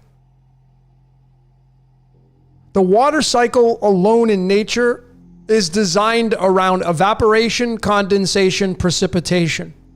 I covered this in my 42 Decoded. The sun evaporates, the moon condenses, gives to the clouds precipitate. Precipitation. That's the water cycle. And I feel that's the as above telling you the reincarnation, incarnation process of the human being experience. But if the sun was in the sky all the time and it never went out and it never got dark, there would be so much evaporation going on, the waters would dry up.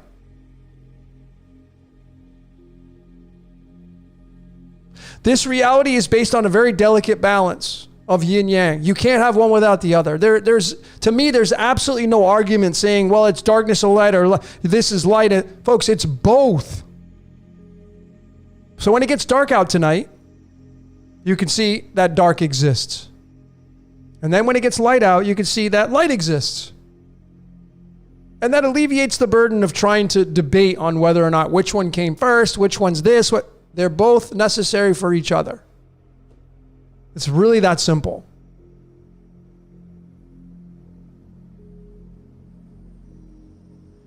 People are like, I'm a light worker. Well, you better make friends with the dark, because without the dark, you got no job, folks. If you're a light worker, you got to make friends with the dark, because if you don't have the darkness, you got no job. Light doesn't have a job. Light doesn't have existence unless there's darkness to counterbalance out the lightness.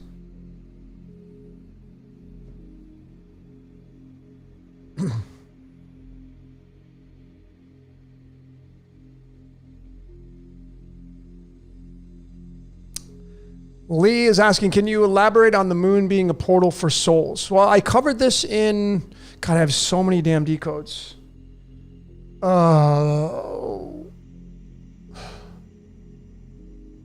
33 Decoded, I think, or I can't remember. But again, the water cycle, which I covered in my 42 Decoded. The water cycle is the sun evaporates, the moon running the tides, condenses, and then it gives to the clouds, and the clouds precipitate. They release the water. That's the water cycle. So if you take that same context, put it into the perspective of souls, spirits, incarnating into an avatar, being born from the womb, from an embryo, it fits into that same context. That cycle. Sun, moon, earth. That's the trifecta, I feel. The trifecta. The sun, the moon, and the earth. Now, beyond that, if we go, we have to get into science. We have to get into some real science fiction-y thoughts, like the moon being a portal. You know, I mean, look, the only thing I can base it upon for fun, right, are movies, right? The Truman Show, Christoph, living on the moon. Christoph was played by Ed Harris. Ed Harris is also the guy in black in Westworld.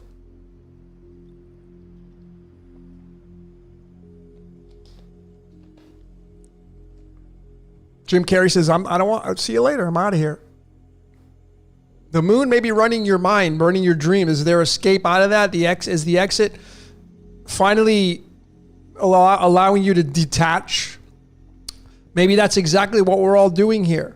We've been given the eyes to see how this reality works, and then you can then make a decision. Like, I think one of the requisites, without even knowing any of this information, is stop paying attention to their game. I personally think that's one of the requisites to actually maybe detaching and then becoming more of a powerful creator. Because you're gonna the name of this game in this reality is procreation and creation. Procreation and creation. It's interesting too, because Prometheus starts with procreation, Prometheus. When you study Prometheus was the Titan who supposedly molded men from clay in some of the mythologies, stole fire and gave it to the humans, fire meaning wisdom of how this all works. And I've got Prometheus pegged to Lucifer. Straight up.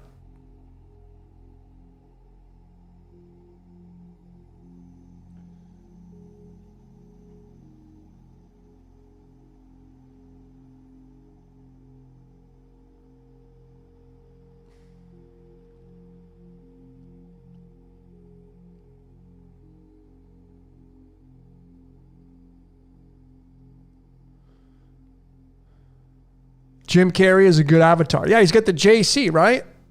He played in the movie Yes Man, one of my favorite movies, Yes Man, which I covered. Yes Man, Yeshua Man. Saying yes to everything. See, I firmly believe, ladies and gentlemen, this reality needs your participation.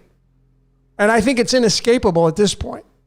Because you're not going to sit in the corner and twiddle your thumbs and do nothing. You'll get bored of that real quick. Even if you're somebody who's a hermit and goes into the mountains, there's only so much you can do up there. And even if you say, well, I'm just going to do nothing, I'm just going to read, well, then reading's an activity. You're taking in knowledge, wisdom, you're gaining something, you're creating with your mind.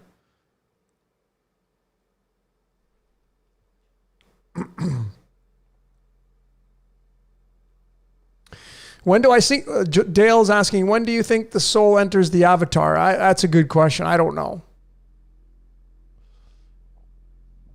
I do know for fun, though, that your anus, the anus is the first thing that's created in the embryo. So I think that like the fun thing is we're all assholes. But that's pretty funny. The anus is the first thing that's created in the embryo. Before anything, the donut, the starfish, it's created before anything. And that's why I say like we're all assholes. So maybe when does the soul enter the avatar? I guess maybe when the first time you develop consciousness, maybe. When would that be?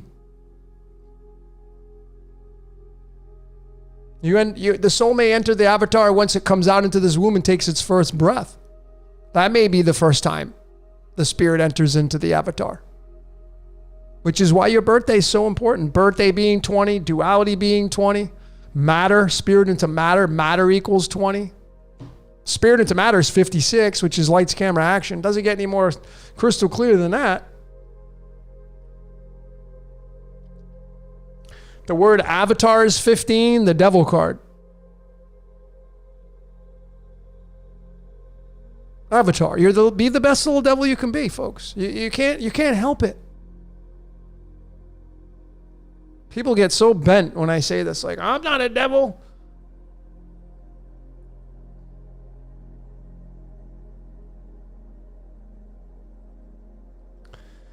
Where did sperm come from? Well, whatever created this reality, whatever is responsible for creating this reality. Which, it's obviously masterful because you have such an intricate layer just in the biology of the body. I mean, if you bring, theology is so interesting because it's so multifaceted. And of course, the Western side of the world is so heavily enamored with the Old Testament, the New Testament. And, I've broken down those books so much.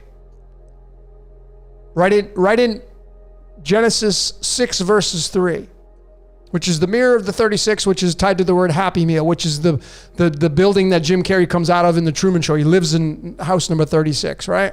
But anyway, 63, Genesis 6 verses 3, it says right in that verse, it says exactly in that verse, my spirit, this is God talking, my spirit shall only live in man for 120 years. My spirit shall only live in man for 120 years. And then you go to the periodic table. What's the 120 tied to? Antimony. Here, let me show you in real time.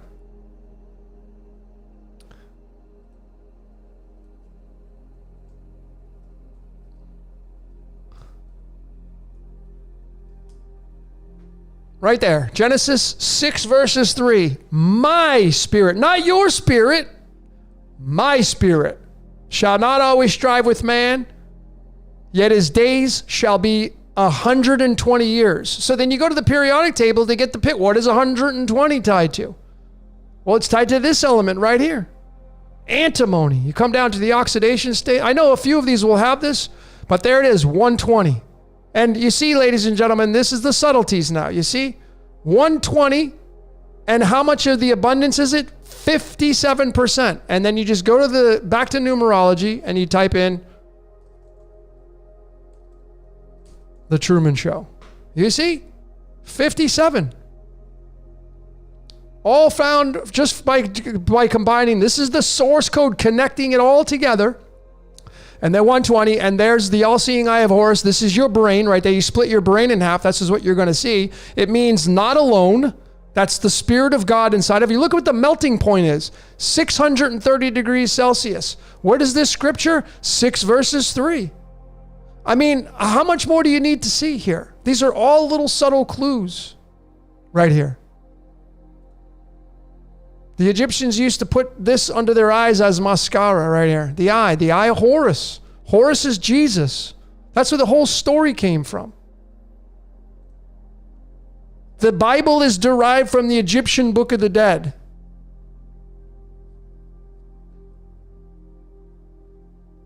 It's just a story told in a different way.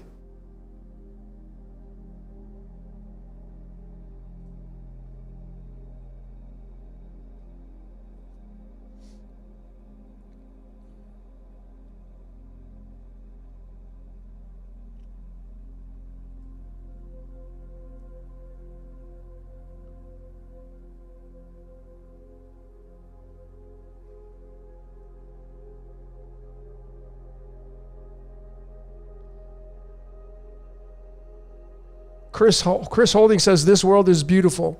I totally agree.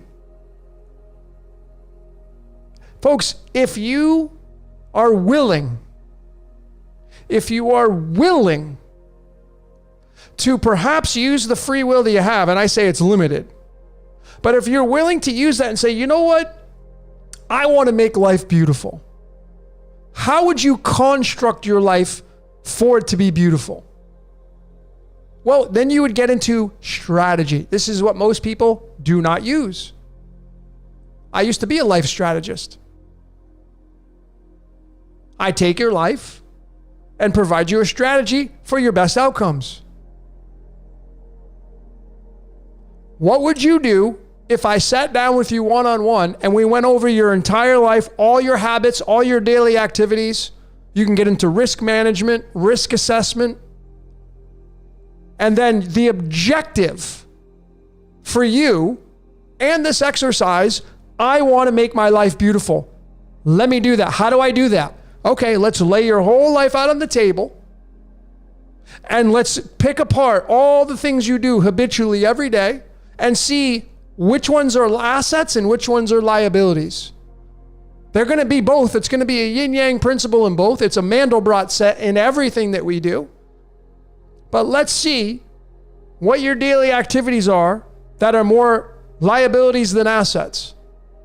And I can tell you, ladies and gentlemen, you want to hear something, the simplest thing, the most simplest exercise I can give you, a real aspect of my personal life I'm going to share with you right now of how this works.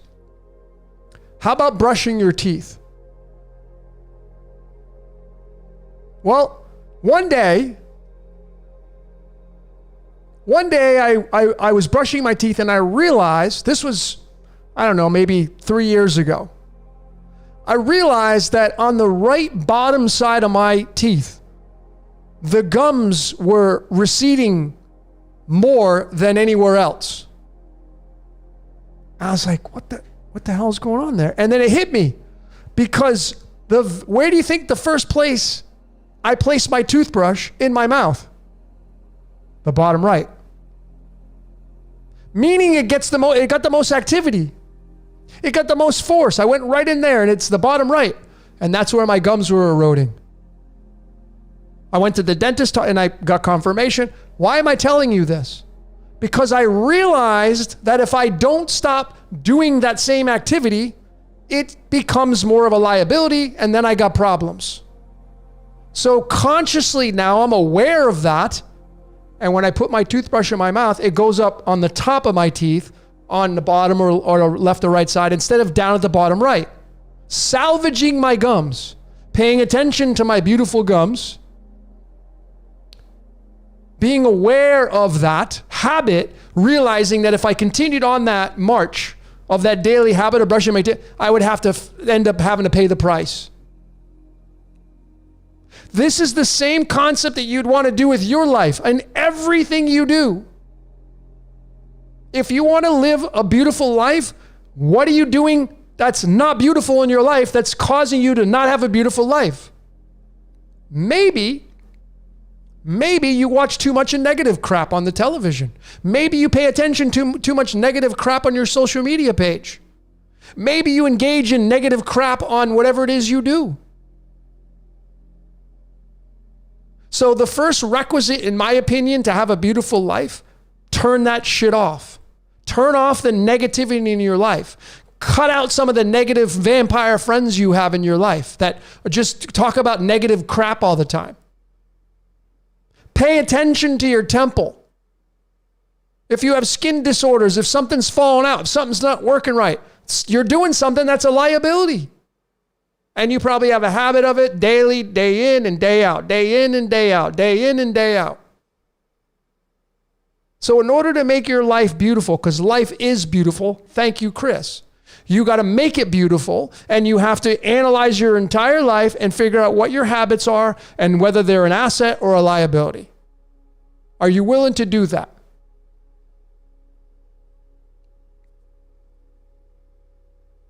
It's not that difficult. Folks, you are not going to get rid of what you think is evil on the world stage. Not paying attention to it doesn't mean it's going to go away on its own. But paying attention to it doesn't mean you're going to get rid of it either. The only thing you're going to do by paying attention to it, it's probably going to piss you off. It's going to get you angry. It's going to get you emotionally involved. It's going to suck the energy from you. Next thing you know, it's part of your reality, and now your life is not beautiful anymore. It's not that difficult to have a beautiful life. It's not. Environment obviously is something that's very important.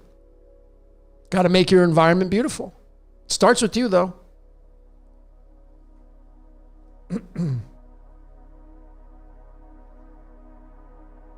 So this gets into, that's right. So some of you have been talking, we've been talking about neutrality. What does neutrality mean? I don't think people get the aspect of what I mean by neutrality. So let me tell all of you, because I have some comments in here. Balancing, seek this and seek, all the great comments coming in. Neutrality means if you observe, and this is primarily towards the things that you don't like about your life, or what you don't like about life, or what you think is bad, ugly, evil, etc. Neutrality means observing it without passing judgment on it. And if you can't do that, don't tune into it. It's really that simple. When I decode something that's dirty laundry, I don't give it my energy of looking at it that way. I may reference it that way because when I reference it that way, you know my choice of words and what it means. So you can get, because I can't just be dumb about it. When I decode stuff, when I look at the good, the bad, and the ugly, I realize it's all a perfectly balanced system in the reality that we live called life. And now as I know this, I know what my limitations, my markers are. You should know what your limitations and markers are. If you can't tune into something that you call good, bad, and ugly, don't tune into it. If you can't watch a presidential debate without taking sides, you shouldn't be watching it. Just like a movie. When you watch a movie, and this is why it's inescapable. When you watch a movie and you have emotions attached to it, you feed it. And it's inescapable if you're I'm a fan of movies. I'm a fan of shows. That's the trade-off though, right? You get some kind of symbolism in there that may set you off on a decode, or you may get a sign in there. But essentially, if you tune into something and you get emotionally involved with it, you feed it. That's the way magic works.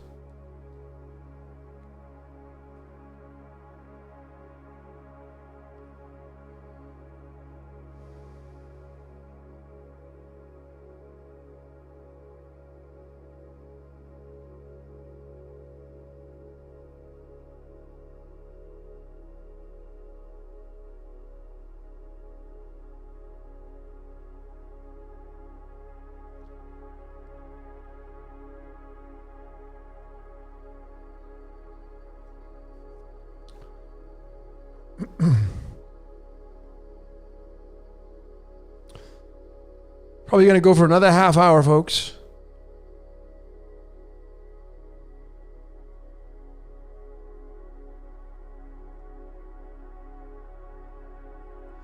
So Boston George says, I disagree from experience. It's not that easy. You have a LOL there. Great. I don't want everybody to agree with the concepts I'm throwing at you. What I can tell you is I'm coming from a place of where I'm at in my reality. How I got here. You think my reality was not like this. The majority of my reality was not even close to what this reality is now for me. The majority of my life, I was heavily what you would call asleep. I broke out of that. Now, if you're somebody who is challenged by your reality and your circumstances, chip away at it. Are you just going to say, well, I can't? You chip away at it. I've given so many tools over the years now doing these lives. One of them especially, I'll go right back again, Born Rich, Bob Proctor. I mean, I've given this and it's, it's not even mine, but it's free on YouTube. You go, it's one of my mentors, Bob Proctor, he was a 10 of diamonds. I mean, the guy was born to freaking do this kind of stuff, to change people's lives for the better. He's got the Fortunate Blessings card. What a better man to learn from. And he learned from a lot of other people that he took information from. If you want to change your life, well, as Bill Donahue says, you got to change your life. To change your life, you have to change your life. If your circumstances are not, if you're saying it's not that easy, well then, okay, great. Then that's the good starting point. What are you doing to make the change then? Instead of just saying it's not that easy. What are you doing on the daily to make changes in your life, Or are you just somebody who says, well, it's not that easy. Ha, ha, ha. I can't, whatever. This is the way it. No. Some of you need to cut out your friends in your life, but you won't do it because you don't want to be lonely. So there's a codependency string attached to that. I get it. Whatever it takes, folks, to live a you deserve it. You deserve to have a beautiful, blissful life. All of you deserve that. Chip away at it.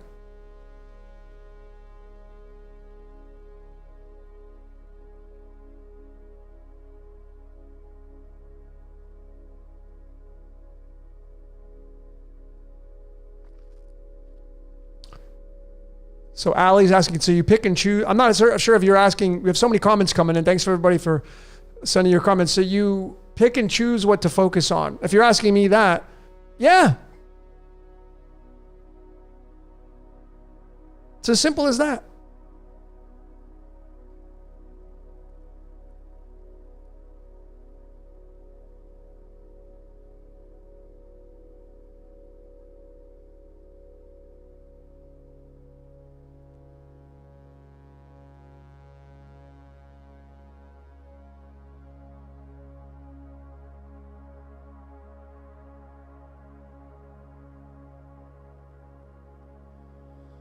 So Moon Peach is asking about the Anunnaki. Well, okay, let's talk about that.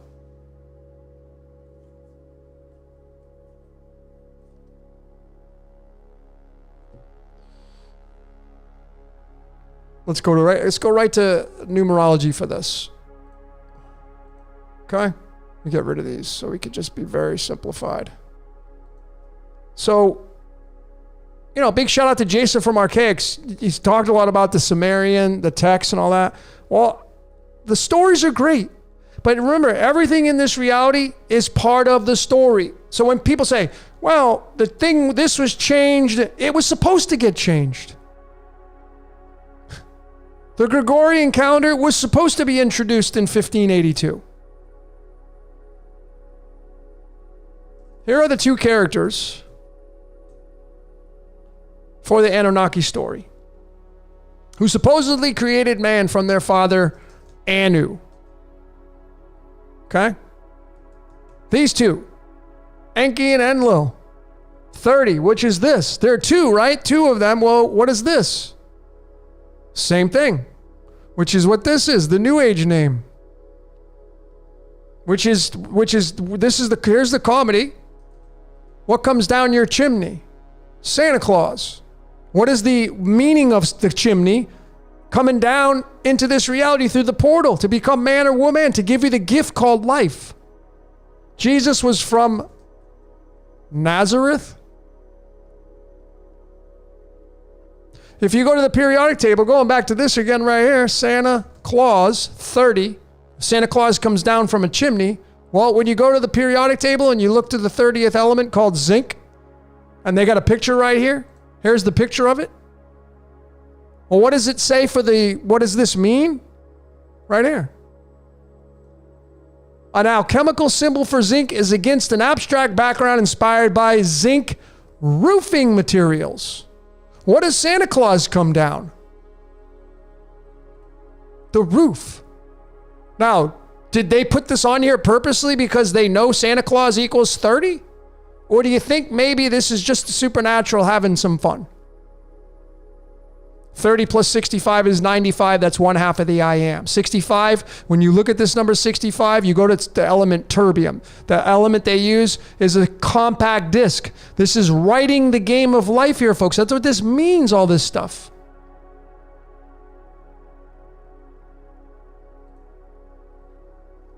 Enki and Enlil, the story of the Sumerians and the Anunnaki, is all tied to the same stories through the context of religion. Brahma, Vishnu, Shiva, Allah, Yaldabaoth, Ahura Mazda. Which is it going to be for you? The ancient Texas Shinto in Japan. Which one is it going to be for you? Which one are you going to pick? What pair of jeans do you want to wear today? What color shoes do you want to wear? What kind of hat you want to wear?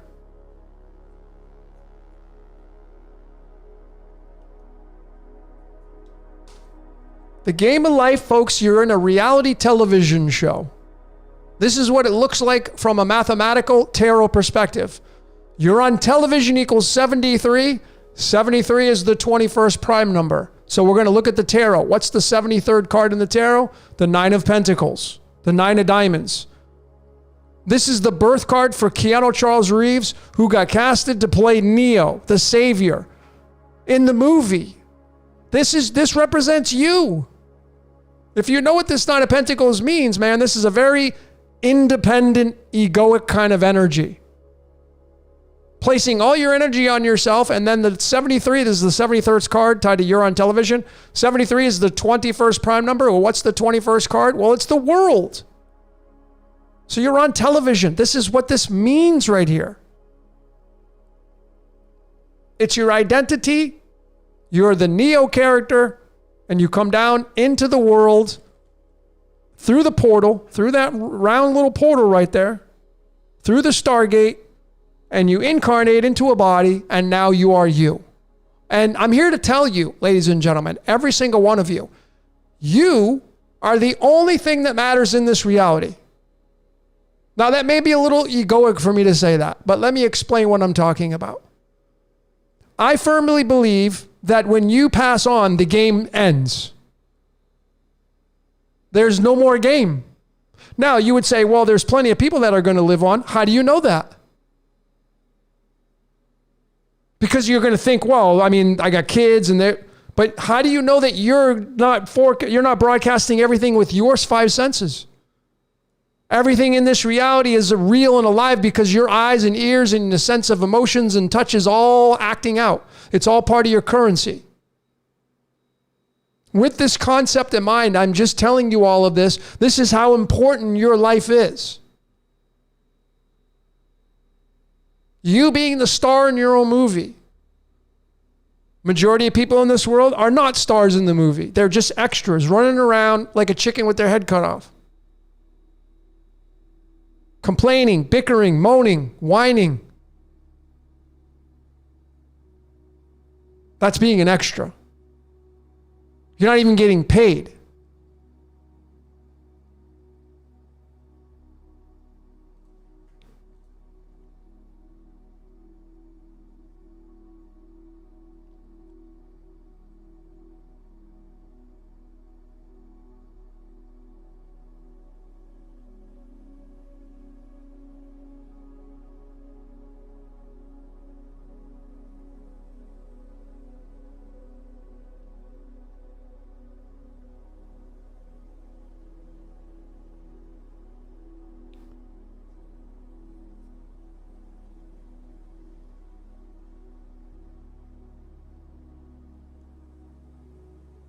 Even if you look at the game of life through the lens of, let me show you here through the periodic table, you go to this element right here and it has Neo right in it, right? Neon. 10. Well, when you go down here and it means new, right? That's you. This symbol right here, when you look at the symbol, it says money, your currency. 10. The Wheel of Fortune. But when you come down, remember 73 is the 21st. Let me just show you the numbering system here, just so we can give you the visual.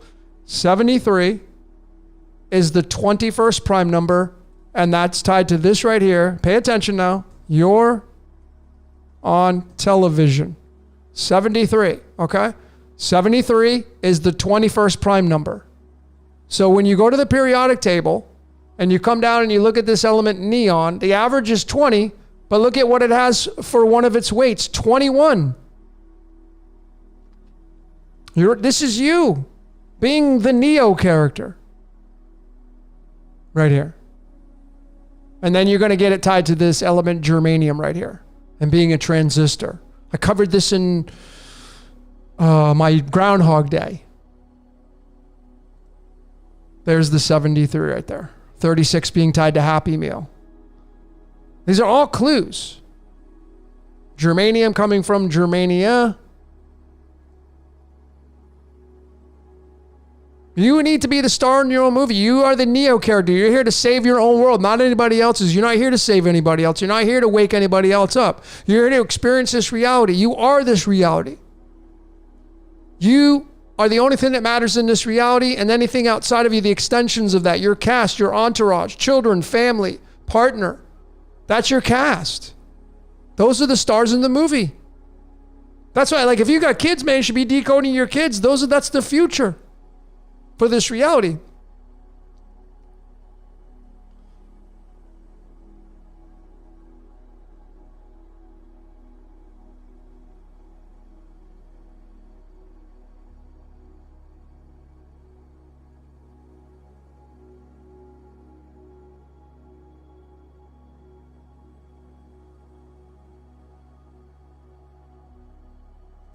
We are currency.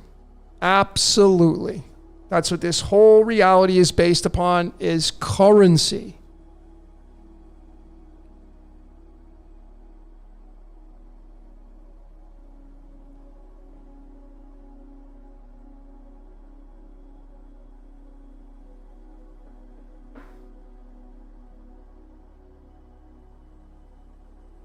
Jacob asked, can we change the past?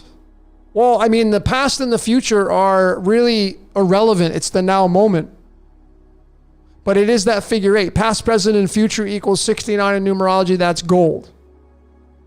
It's the figure 8, which is, you put the figure 8 right over your eye right there. Past, present, and future right here.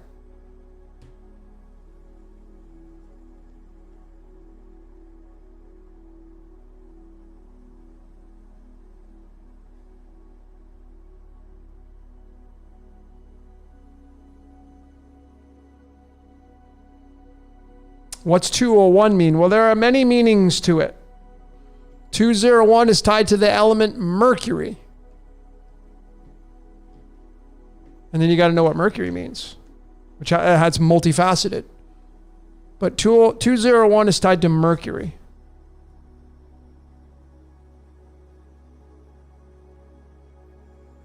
People, I know there's a lot of like other decoders. Well, it's this and it's there. He's in apartment 201 and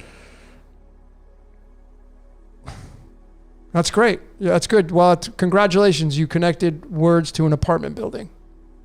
Congrats. 201 is tied to, you want further? It's tied to Mercury.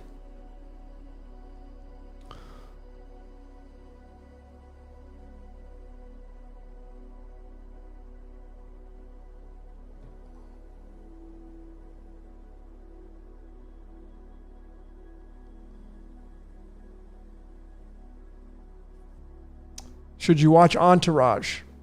Allie's asking. If you already answered your question. When you ask the question, the answer is, of course. That's why you asked it. Watch it. Watch the first episode. If it clicks with you, if you see some symbols, some signs in there, then continue to watch it. If not, then don't watch it.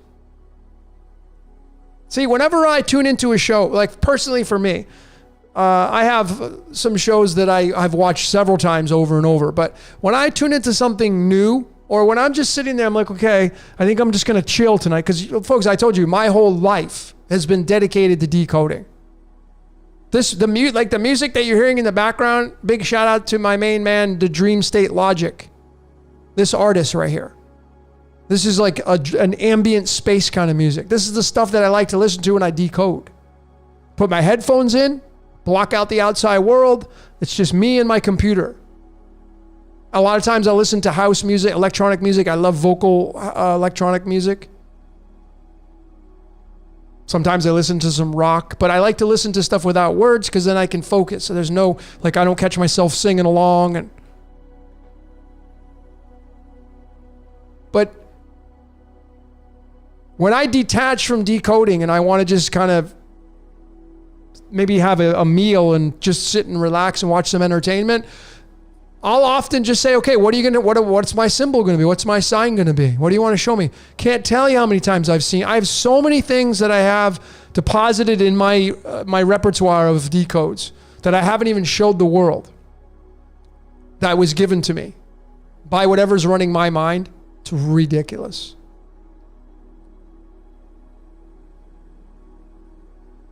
So that's how I take it. If you're going to sit down and watch something, treat it as like, okay, I'm looking for a sign.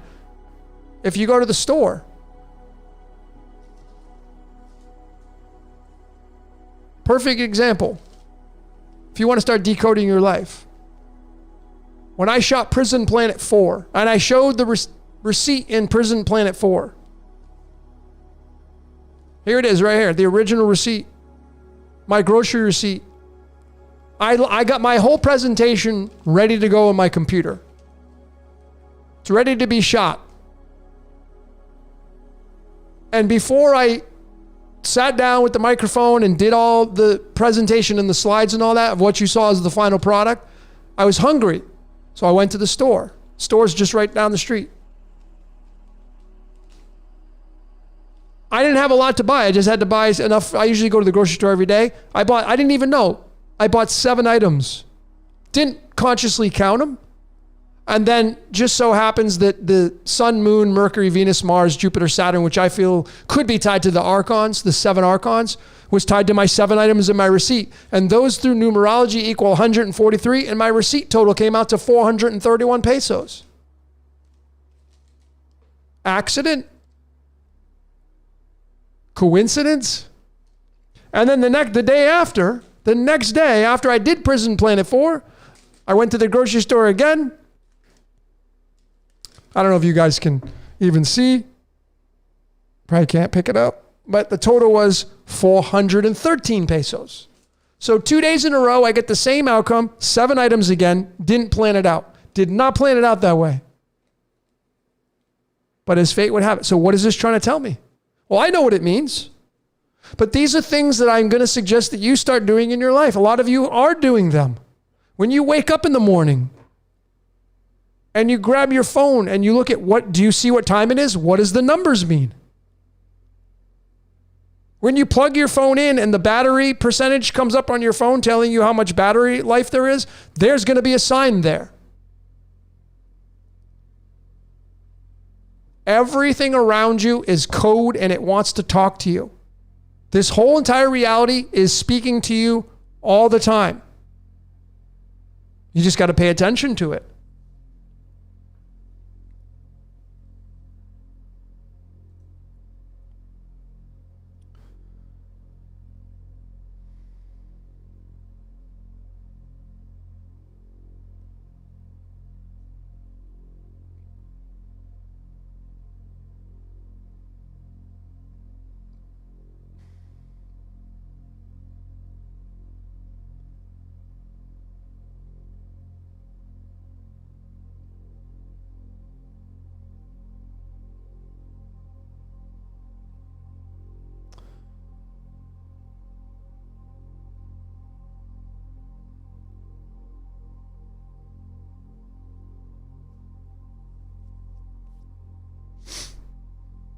Reading your comments.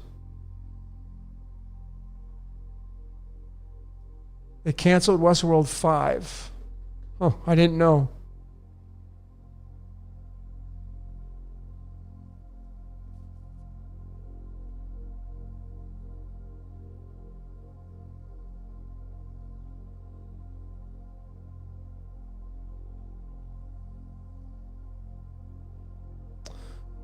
Ali says, I was watching American Gods. I think I watched like the first episode and I just didn't resonate with it. It was something was just too much for me. And I turned it off. But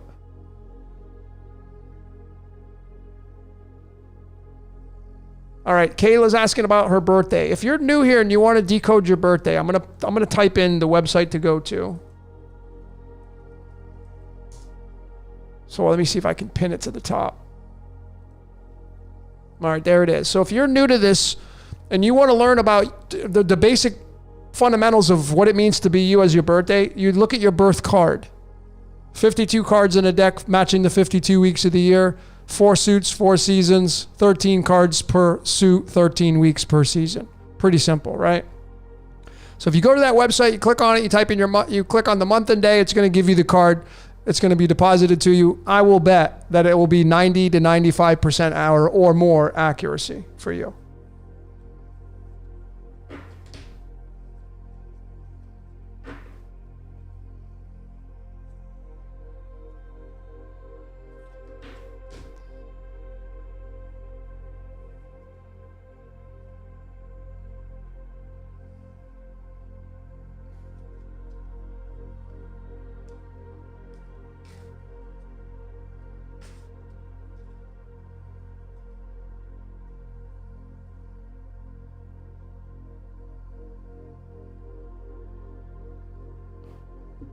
People we got up in here. It's interesting, the numbers. So I almost got 300 people up here, and it's interesting because the numbers are pretty much that on a Saturday night. So maybe this whole Sunday thing is not going to get the numbers higher.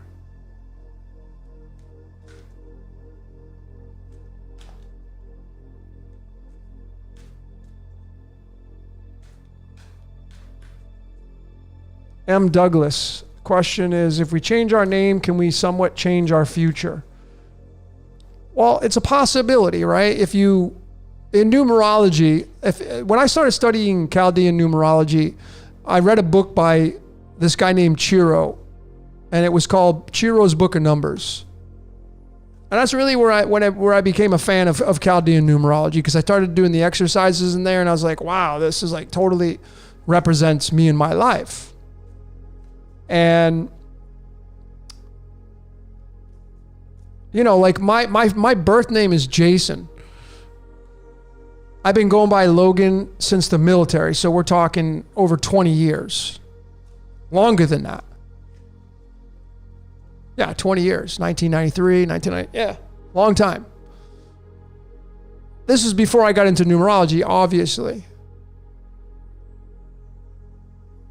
And it changed because Logan is 19, Jason is 17. But I would definitely say, in my opinion, that if you change something, you're, especially at that level, it was destined for you to change it. I don't believe in accidents. Everything just is. So is it possible that you'll change the frequency of your whole demeanor, changing your name? It's possible. It's possible. But I still think that the birth certificate name, the birth name your parents gave you, that was part of your destiny, and it will always play out through your life, no matter what.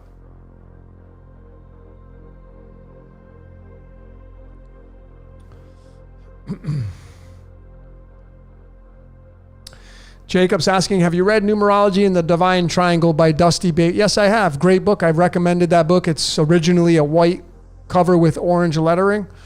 I used to love that book. I don't agree with everything they have in there because the way they've presented the numbers of the tarot cards I don't feel is accurate, but that's their rendition of it. But it's a great book. I've recommended that book so many times over the years to people.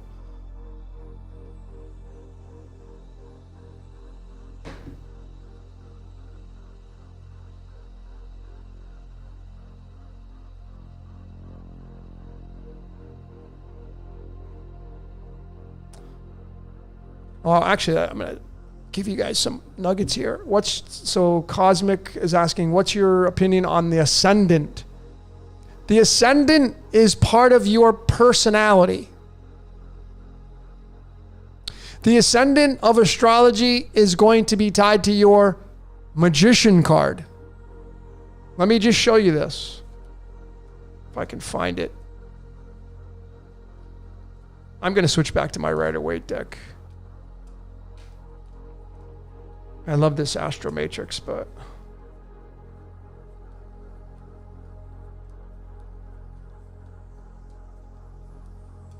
your rising sign in astrology tells a lot about who you are and why you're here. So the very first house of astrology is owned and operated, no matter who you have there as your zodiac sign, is going to be always Mars, testosterone, and Aries, fire. Always, always, always going to be there playing in the background. So even if you have a Pisces rising, you will still have it linked to Mars energy, testosterone, masculine, and the fiery element of Aries. When you take the tarot card and place it into that house, towards your ascendant, you're going to be the magician. Each and every one of you is going to have this card inside your first house of astrology. It means bringing the sun down into your reality. It means you creating magic in this reality. Your ascendant is a lot to do with your personality. It has a lot to do with your root chakra. It has a lot to do with your identity. The ascendant. And then what you'll be chasing your whole life to balance you out is going to be the opposite house, which is your seventh house, your mirror self. And there are a lot of nuts and bolts and moving parts to that aspect. If you have planetary positions there, et cetera, et cetera. But it's going to be the house of Aries balanced out with the house of Libra, the scales of justice. So to balance out your life as a rising sign and ascendant, you're going to be looking to your seventh house, which is your descendant, which is going to be your house of Libra, the scales of justice, and the balancing of your life. I would say even to go further, if you're going to be looking for a partner in life, business and intimate, you don't have to be exactly with what signs in your seventh house, but I can assure you the characteristics of what's in that seventh house is what you're going to be looking for.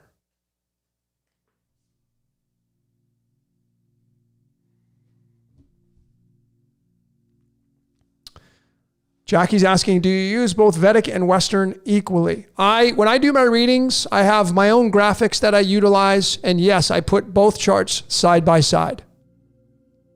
I personally feel from this level of understanding that Vedic astrology is going to be your root chakra.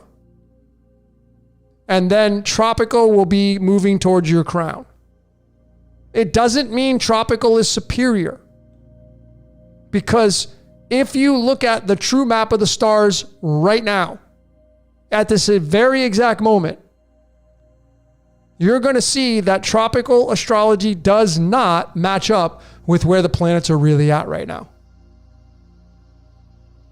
They're just not. Let me just show all of you that. I've shown this so many times already now, but let me load this up and show you what I'm talking about.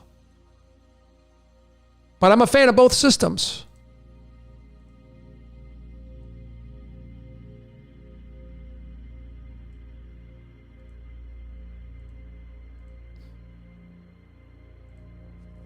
Okay. Let me show you this. So right here is the great website Stellarium. Stellarium-web.org. Okay, and it's the map of the stars. And this red line right here is what's called the ecliptic. And when it goes from night to day, here it is, you'll see that the sun, here's the sun right here. The sun follows this imaginary line called the ecliptic. Okay, and then that's how the heavens move, like that. Okay, right like this. Now, just to support what I'm saying here, for Vedic astrology, what you're going to see is Saturn is in the sign of Aquarius right now at this current moment in time. Saturn is in Aquarius. And if I go to here and I search for where's Pluto? Pluto is over here by Capricorn. If you follow Western astrology, tropical, they're going to tell you Pluto is in Aquarius. Well, how the hell can it be in Aquarius when it's right here? How can Saturn be in the sign of Pisces when it's here in Aquarius?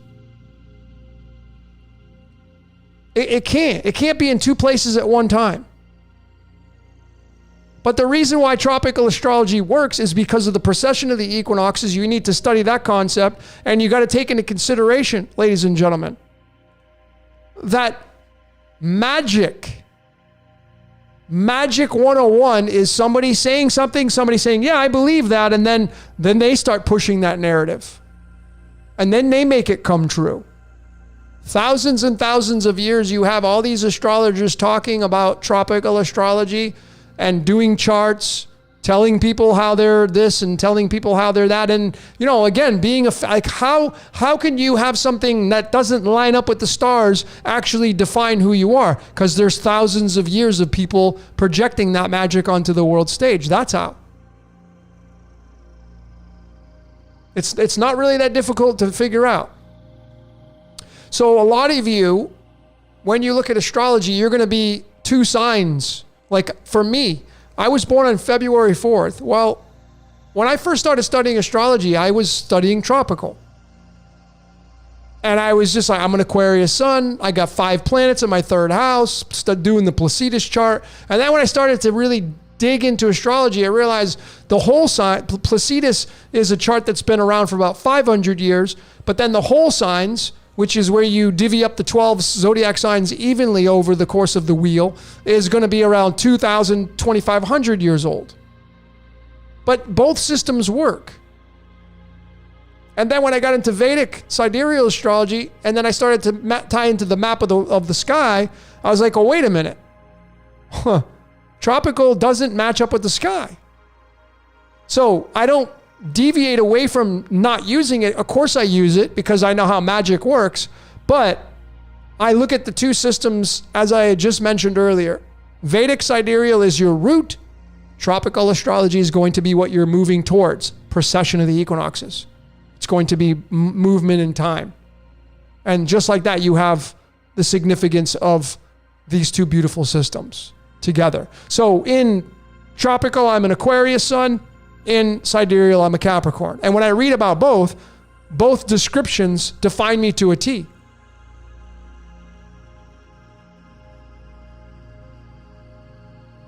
This is why, and like an ascendant, I'm a Libra, Scorpio ascendant. I'm both. In Vedic sidereal, I'm at the tail end of Libra. In tropical, I'm in the what am I, 21 degrees in Scorpio or something like that. I'm both. I'm defined by both of these ascendants. And so a lot of you, like when I do readings, that's how I do both charts. I'm even bringing Chinese astrology into my readings now. It's kind of fun getting a third layer, looking into that.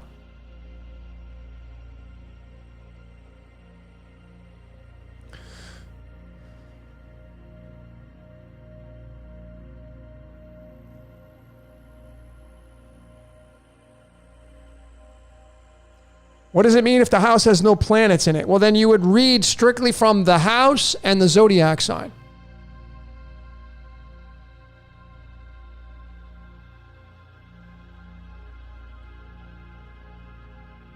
That's all that means.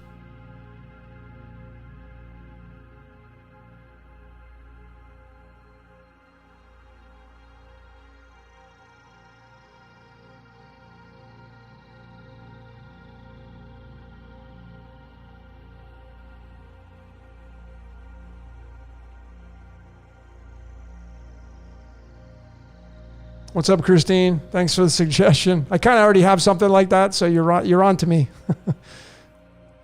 Jacob, can telepathy be used to mind control someone? I don't know how you'd prove it. I guess it's possible.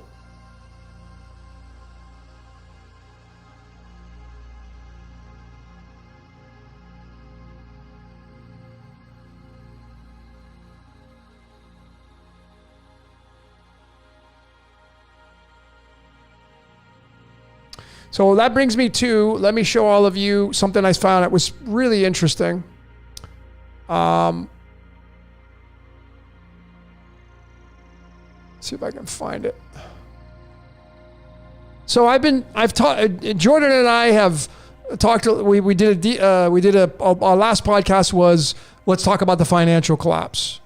And, just to be really clear here, our discussion is not designed to put fear into your boots. On the contrary, our discussion on it was to give you some things to consider in maybe making preparations so you have the best outcome possible. Now, I don't know how you would correlate that to being negative or doom and gloom. Some people related it that way, but I'm here to tell you, when we talked about this, I'm sharing with you because I'm a tour guide. That's what my job is. Jordan is an esoteric analyst. That's what one of his is, among so many other things. He's doing his job. I'm doing my job. We've come together because we were supposed to come together. He's a beautiful person. I've been able to fortunately meet him in person several times. And we have a big project we're working on, by the way. Me, him, and Flock. Another great soul.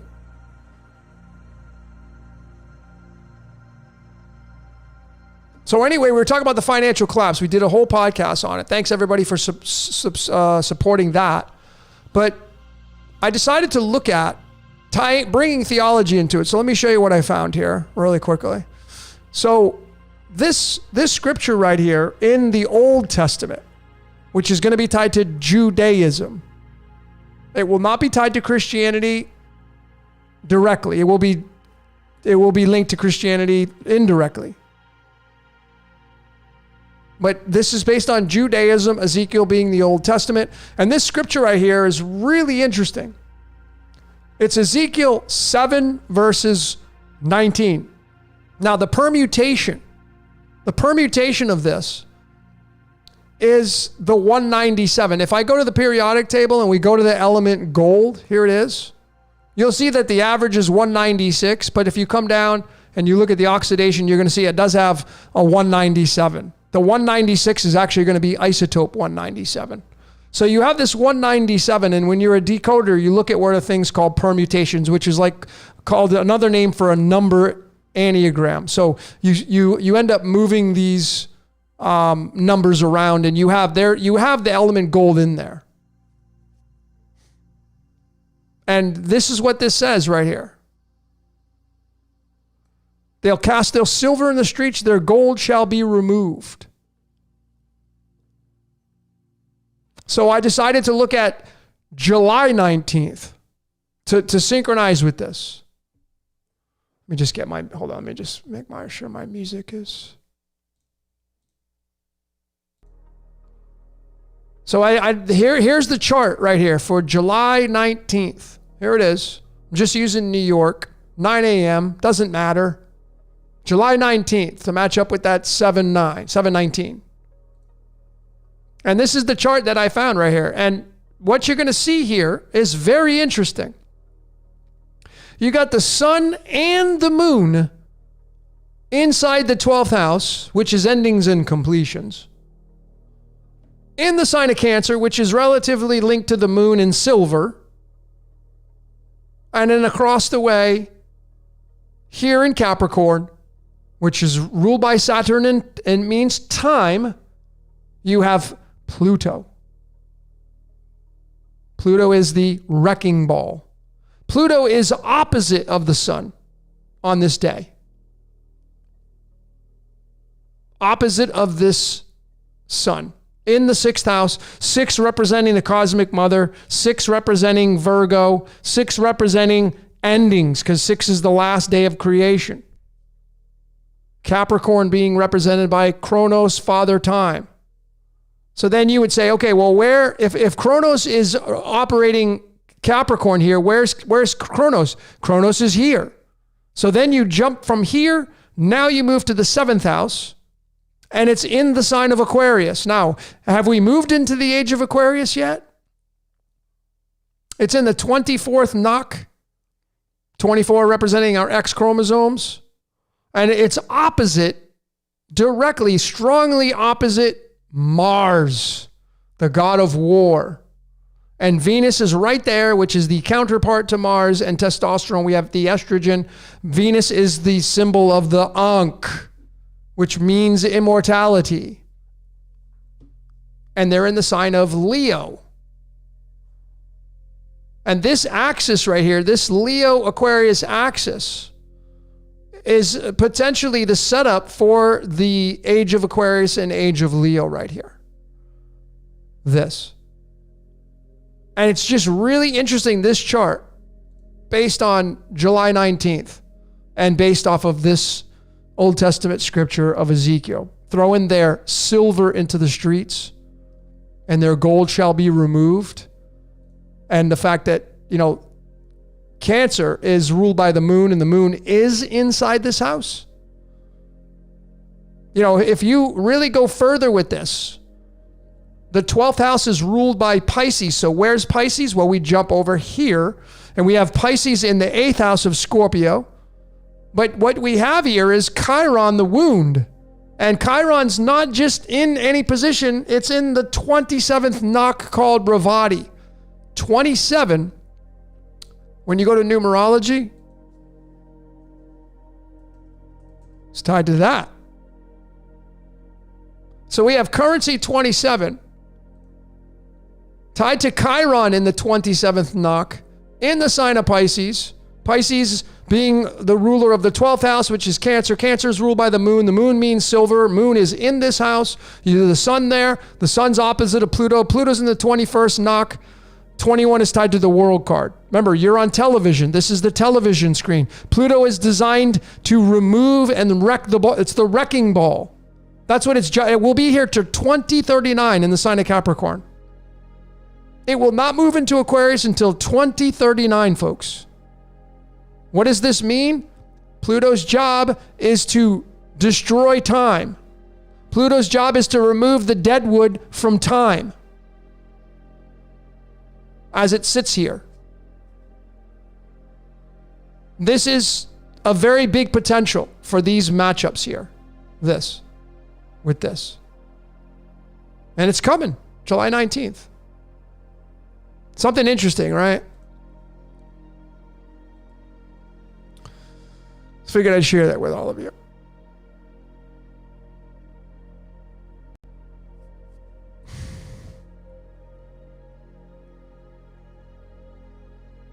The name of the song in the beginning is called The Trip by Still Corners. The Trip by Still Corners.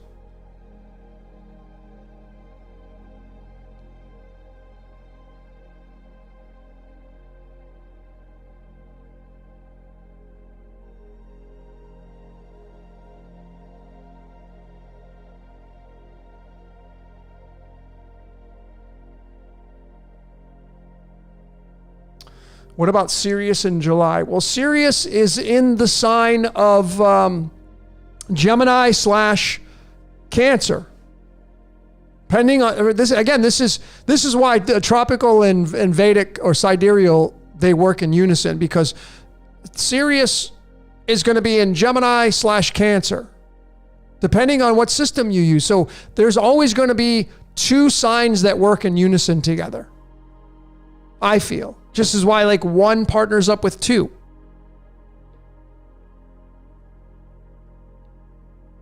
Three partners up with four. Four partners up with five, et cetera, et cetera.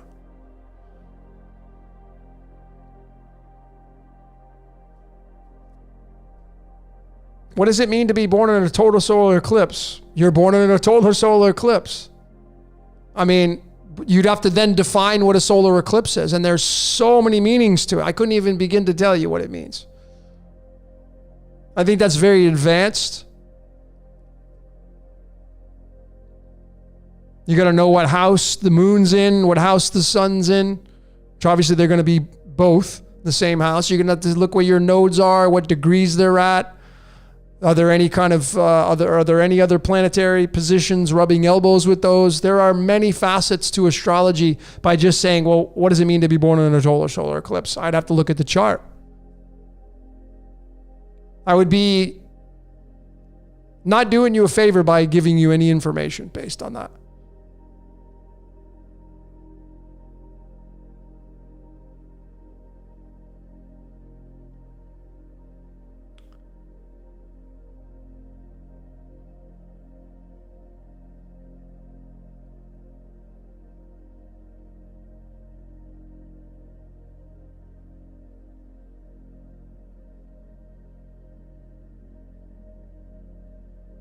Stephen, the admin Stephen is asking, have I thought about decoding the topic cult? I haven't. But it starts to see, you know what's really interesting about words? Just looking at words. In numerology, there's what's called the cornerstone. And then you have the capstone. The cornerstone is the first letter of each word. So if you really want to simplify breaking down and decoding, you can just look at the first letter of each word called the cornerstone and then get the numerology output of that through, obviously through Chaldean and then English, and taking a look and seeing what does it mean. So the word cult starts with the letter C, which is the third letter. When you bring that into alchemy, it's lithium. Lithium, when you see lithium, it means the brain. What do cults deal with? The brain. The letter C. The letter C is a broken 0 or a broken O. The letter C is. It's broken and it's pointing to the right, meaning the future.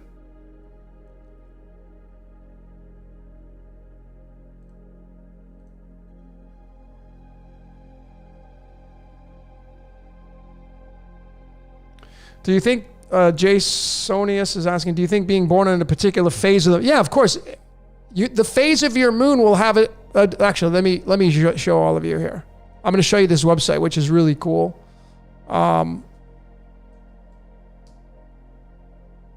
This website right here called Moon Giant, I use it for my readings. It's pretty awesome. It's going off of tropical astrology, but the moon phase is what's important. So when you come down here, you're going to... Right here, were you born on a full moon? Okay, so somebody give me a birthday and I'll type it in. We can just really quickly show you what it means. First person that puts their birth in here in the text gets the golden egg here. There's going to be a little delay here, so I'm just going to wait.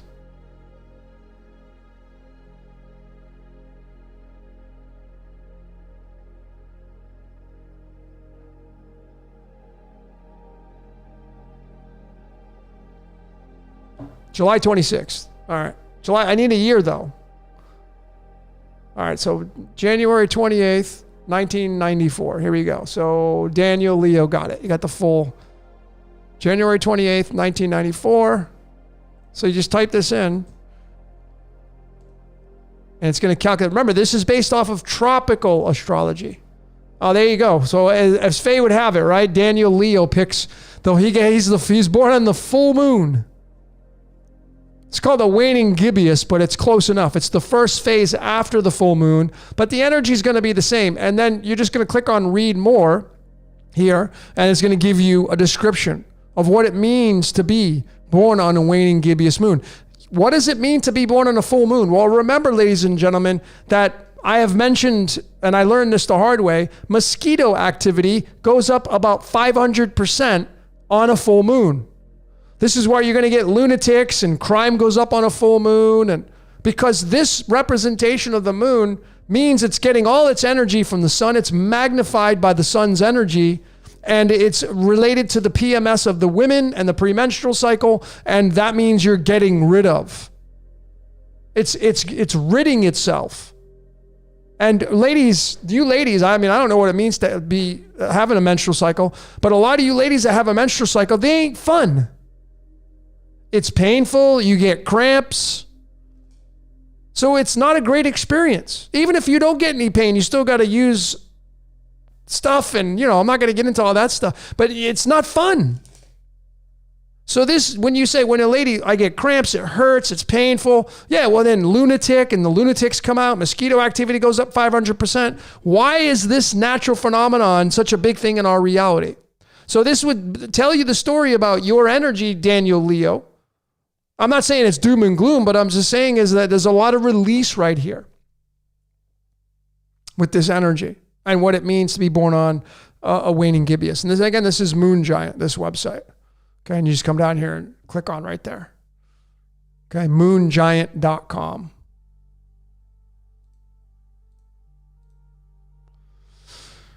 Okay.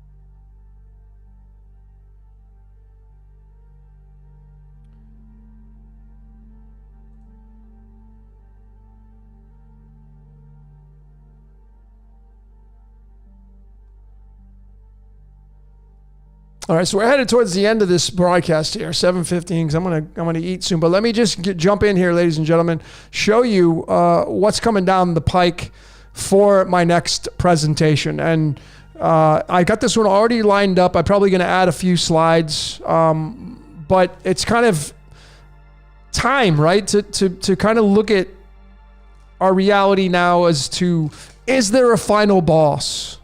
And this is inspired by Jordan, among so many other people, but I really kind of got inspired to do this decode because I was listening to Jordan from Waters Above on one of his live broadcasts. I think it was just a few weeks ago, and he was talking about it in his chat of final boss. Who's the final boss? And final boss, when you relate it to a video game, you got to defeat the final boss. There's a lot of games. I was studying video games a lot during this. I was watching different best final boss endings of video games and watching all these and having to defeat the final boss. And so when you take that concept and you move it into our reality and your own personal reality, and I will remind you, you are the only thing that matters in this reality. But it's the final boss. And I originally was going to call this is how it started out, until I heard Jordan's broadcast. I was already decoding color, the colors. But then it moved to, I realized that it's the final boss, which is really going to be tied to colors here. So I'm just giving you kind of a preview of what's to come here. This Roy G. Biv in the graphic design world is an acronym for the 7 colors of the rainbow. The 7 colors of the rainbow, when you do the first letter of each word, again called the cornerstone, this is numerology, is going to be a 22. The word natural, the word organic. Natural is, I think natural is 22. I'm not sure if organic was, but anyway, 22 is tied to the letter V. But as you can see through mathematics, 79, which is gold, is the 22nd prime number. And then you're going to get this card right here. This is what, you're the final boss. I can tell you, I can shortcut it and tell you, ladies and gentlemen, you are the final boss. You are your own final boss. You are made up of color. And that is why I am encouraging all of you to become the fool again. How do you become the fool? Stop paying attention to the mainstream. Stop giving your energy to other movies. This card is card 0 and 22. It can be observed as card 22.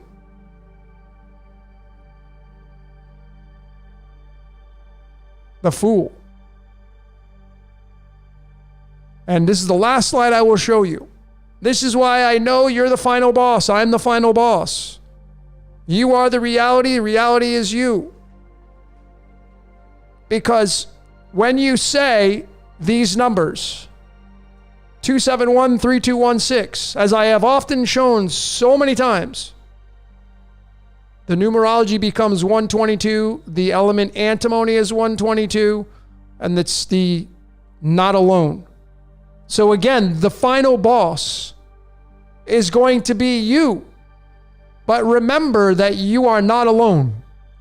And the voice in your head, that owns you. It owns you, folks. Okay?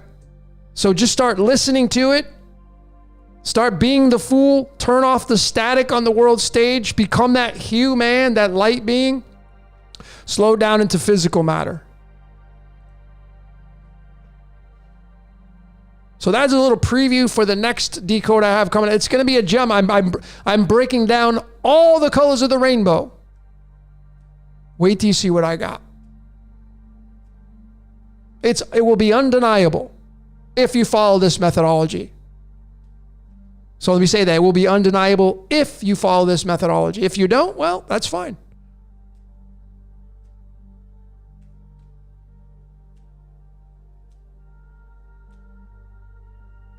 So to summarize that, you're going to be the final boss. Why? Because you wake up and you say, I'm going to go do that. I am this, I am that. See, I don't wake up in your shoes. I don't wear your underwear. I don't have to use your towel after the shower. I don't have to lay in your bed and sleep in your pillow. I'm not you and you're not me. I mean, I see some comments, we're all one. Okay, but you're not here living my life. When this transmission ends, that's it, man. I'm not interacting with you. So I'm me and you're you. And I say, my truth is that the only thing that matters in this reality is you. That's it. But of course, what many people do on the world stage, they give all their energy away to everybody else. Like it's growing. It's like, oh, here, you can have all my energy for your movie because I don't have a movie. Or my movie sucks. So I'm going to escape into your movie. That happens a lot too.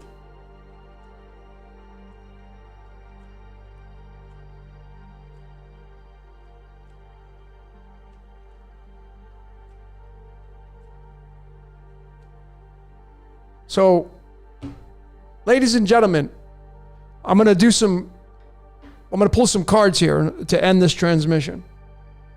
I appreciate each and every one of you coming here and supporting this channel, sharing this time on Sunday. I really, really do. You could have been anywhere today, tonight, wherever you're at in the world. I really appreciate you, even if you're watching this recorded and not live. I appreciate you. Not everybody likes my message and what I stand for. And, you know, I defend my truth just like you defend your truth. Sometimes my Mars energy gets a little wild and outlandish. I'm human, man. No one wants to be wrong in this reality. Everybody wants to be right in this reality. No one wants to look bad. Everybody wants to look good. That's for everybody.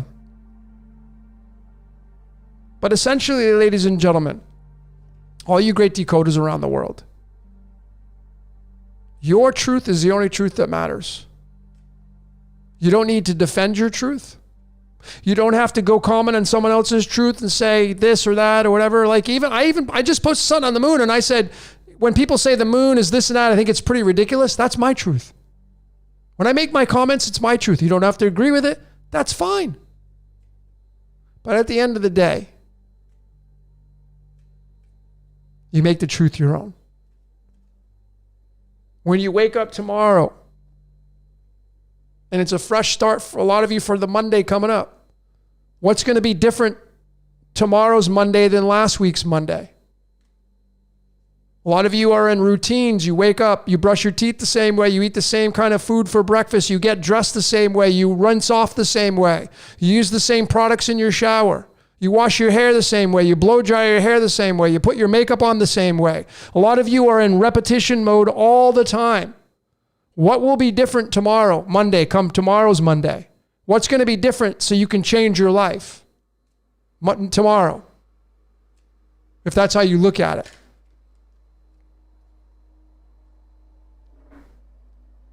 So just remember, ladies and gentlemen, the only thing that matters is your movie. That's it, not mine. I flipped over the 51st card in the deck, which is antimony. Not my movie. My movie doesn't have a damn bearing on your life. Nothing. If you want it to be.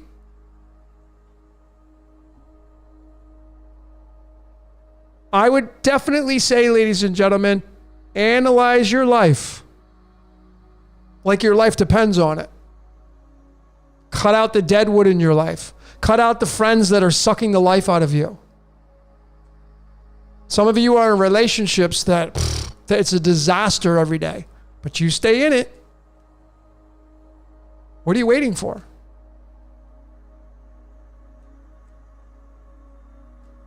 Your life, you're the star in the movie, you're the only thing that matters. Go make it happen.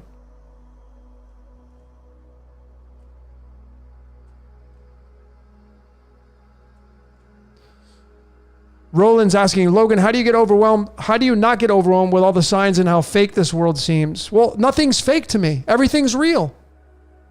What do you mean fake?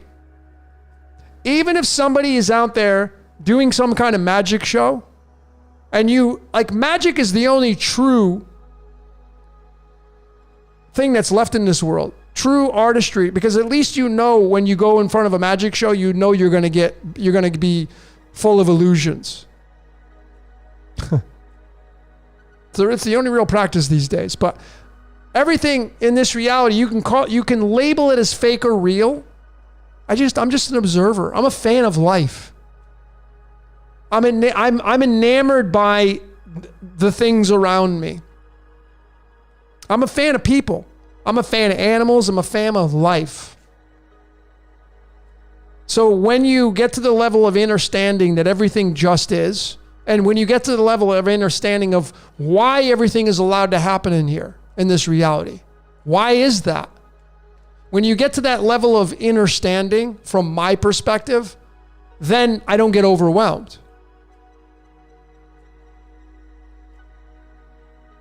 That's how I do it.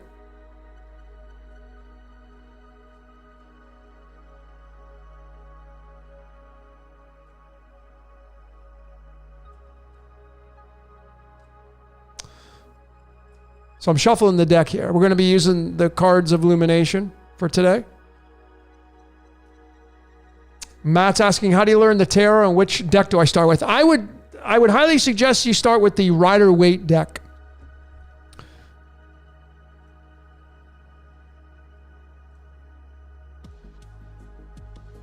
This website right here, this lady's amazing. Teach Me Tarot.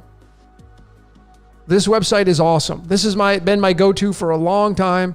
It's called teachmetarot.com. This beautiful lady right here, she's awesome.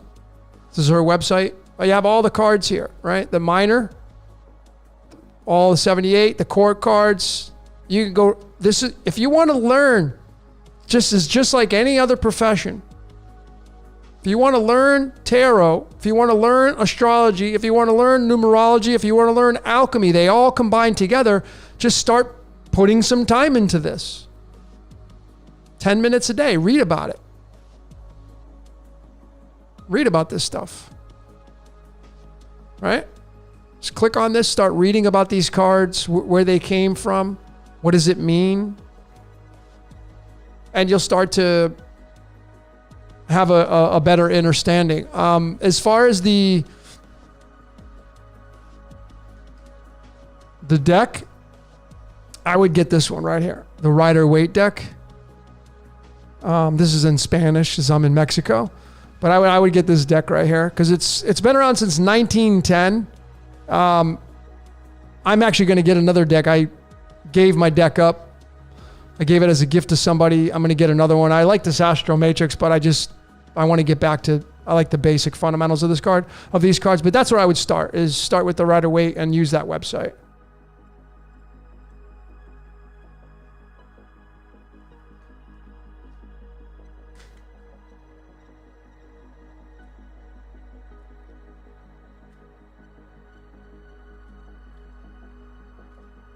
Everybody, all your great comments for your, saying you've done, thank you. If I've inspired you, and anybody that's been along the ride that I've been attached to, Jordan and Jason and Santos, and like, if anybody that we're attached to has inspired you, well, I can say you're welcome. But I'm happy for you. I'm happy for those of you that have taken into consideration you're inside of a movie. It's a reality television show. That's what this is. You're on television. You're being watched all the time. And when you select your show on television, those of you that watch shows, Netflix, Amazon Prime, these great things, next time you pick a show, maybe you can be consciously aware of what you're picking and think about, like, why do I want to watch this? Well, it's in your code. A lot of these things, and then you're like, oh my God, I saw this symbol there. Yeah, it's the code talking to you. It's the code talking to you.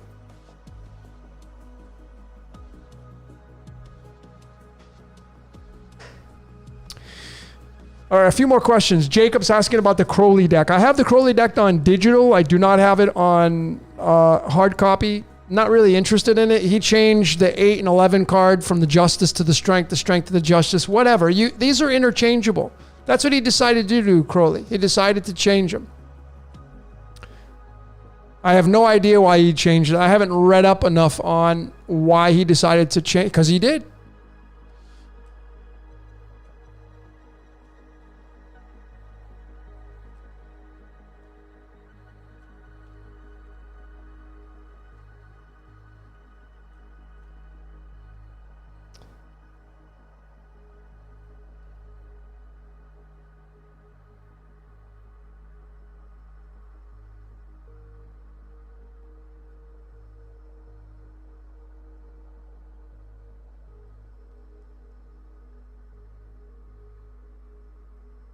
A few more questions here.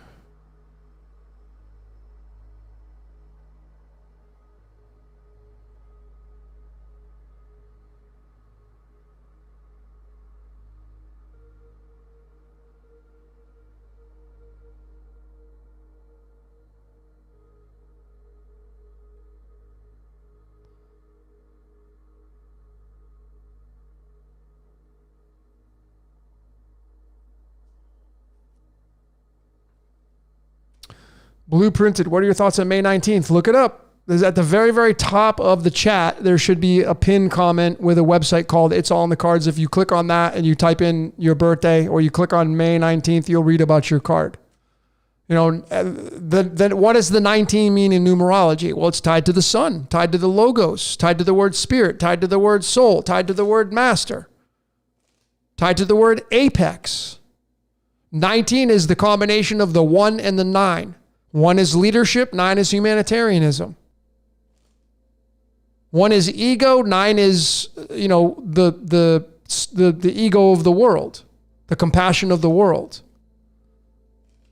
This is what it means to have a birthday. Your birthday number is so important. I was born on the 4th. What does the 4 mean? It's the teacher, the builder. I'm building something. I'm a teacher of systems. And there's a lot of other facets in that. If you're born on the 5th, you're somebody who's an adventurer. You like to have a lot of adventures in your life. You need a lot of room. Can't be tied down. Same with your soul contract. If you're born on the 6th, you're going to be like a cosmic mother. The number 6 is a pregnant woman. It's the Mary Magdalene number, I call it. 6th house of astrology, Virgo. Virgo's the virgin. Mary the virgin. 6 is the first perfect number. 6 is the last day of creation. 6 is the lover's card in the tarot. So if you're a double-digit birthday, 31, 30, 29, 28, don't just reduce it down, but look at the numbers in their authentic fashions. 28, 2 and 8. 26, 2 and 6. 14, 1 and 4. What is the 1? What does the 4 mean? Leader of building something. That's what 14 means. A leader of building something. 4 means a builder, home. Today is the 4 of clubs day. 4 of clubs is the home, the casino. We're inside of a casino. The house always wins. You know that word?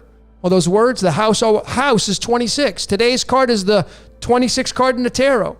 17th card in the deck for the 4 of clubs. 17 is the 7th prime number. That's the chakras. This is the casino right here. You are the casino. Hotel California is right here. You're in it. You are the Hotel California.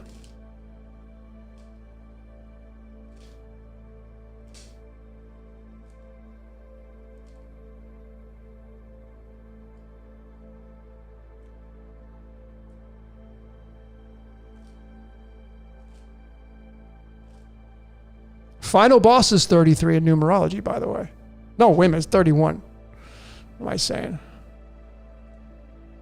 Is it 31 or 30? Let me just double check. That's 33. That's right. Final boss is 33. But when I started out decoding, and when I started to get to 33, I made so many what I would call errors and misjudgments and attacking, and just went through that phase. Final boss is 33. We have 33. Majority of us have 33 vertebrae, 33 tied to the Christ. How many times have I said you are Jesus Christ in flesh? You are having a Jesus Christ experience. The Son in matter, Jesus into matter, the Son into matter. You are the Son, the Spirit into matter, playing out the game of life. You are this reality. If you die, that's it. The game's over. Forget about other people. When you die, that's the end of the game. That's it. You are the final boss. Sure, there's something I think that's running us from the supernatural. Yes. But again, if you eliminate everybody around you and forget about everybody's one, and no, I'm not you and you're not me. At the end of the day, that whole proverb said at the end of the game, the king and the pawn go back in the same box. Yes. But when you start the game over and you put the pieces back on the board, the king is on the board, the queen's on the board, the pawns are on the board. What would you rather have, a pawn or a queen, a pawn or a bishop? You're going to start picking pieces on the board because they're going to be more powerful. So even though you need a complete set of 16 pieces on the chessboard, each one of them valuable in their own sense, and you can't play the game of chess unless you have all 16 pieces. It's interesting, 16 versus 16. The word light equals 16. 32 is tied to playing the game of life. That's what chess is. It's light against light. It's the light game. 16 pieces on the chessboard, the word light equals 16. Kind of a no-brainer.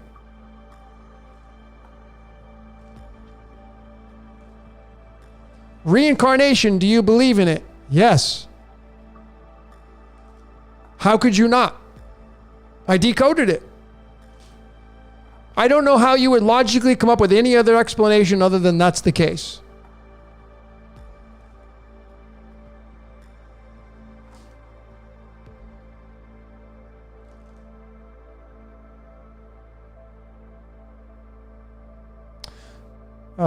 Ravillo, Logan, I know the answer is in every single one, but if you could choose an animal in which you can turn anytime, what's in your mind? What does that mean? In which you can turn anytime? Can you reword that comment? I don't know what that means. If you could choose an animal in which you can turn anytime, I don't know what that means.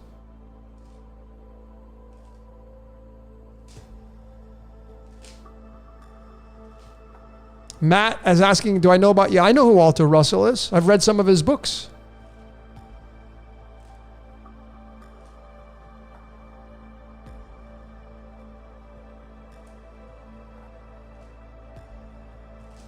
Knowledge 2020, reincarnate until we beat the game. Yeah, I mean, if that's the case, right? So let's separate these two concepts. Is there such a thing as beating the game? And then if you say yes, how would you do it? Well, in my Prison Planet series, I went ahead and I did my best to tell you if there is such a thing, if that concept exists. I showed with decoding and all that, using vulnerability, I showed my whole family how to maybe beat this game, if there is such a thing. But then, what if there's nothing to beat? What if the true essence is that you just come in as a different character next time? See, let's just hypothetically say that is absolute 1 + 1 = 2. When you die, you come back as another character. Well then, you see, do you think that would change your perspective of right now? Of what your beliefs are right now? Like if that was 1 + 1 = 2, if it was absolute truth that when you pass on, you will come back into this reality as another avatar, would that change your perspective on things? Would it change your outlook on life? Abso-freaking-lutely it would. It would.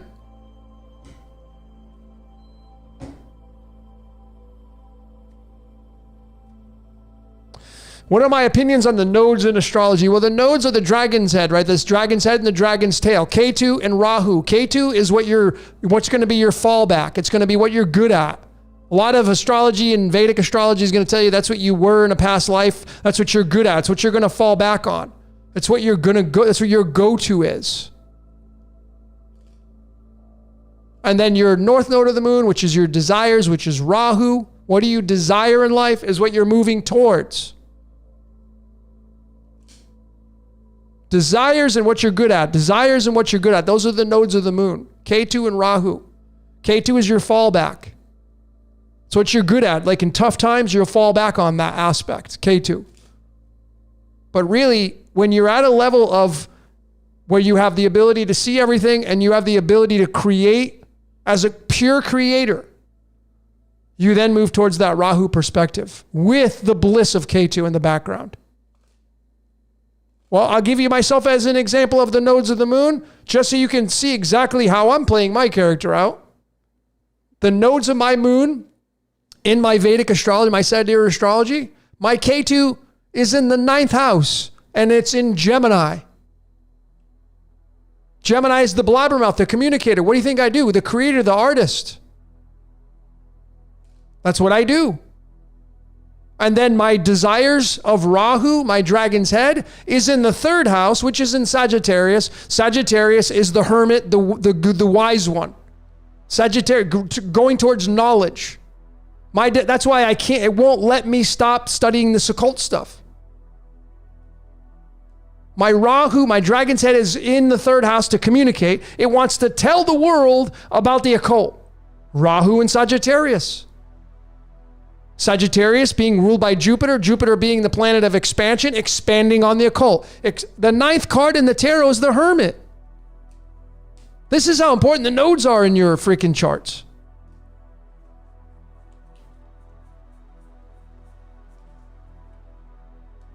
See if I can find it to give you the picture.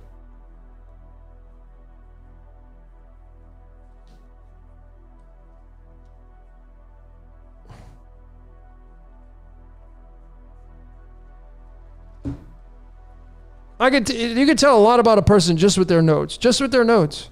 What your fallback's going to be on, and then what your drive and desires are going to be. Right here. My Rahu. Remember, what is Rahu? It's what you desire. Rahu is ruled by the king of the gods, the Asuras, which are going to be linked to the demons, desires. Indra is the god of the king of the Asuras, Rahu. My Rahu is in my third house, and it's through Sagittarius, which is the ninth zodiac sign, which is the ninth card, which is the Hermit. So my job, my desire is to speak through Gemini, the third house, to create through Gemini in the third house, to the world, wisdom. And I will expand through my Jupiter. My Jupiter is in my third house as well. My fourth house, excuse me.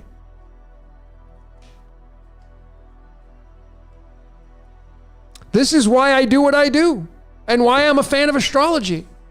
And when somebody says, well, it's demonic and it's this and that and you got to follow this person, and it's like, do you even hear yourself talking?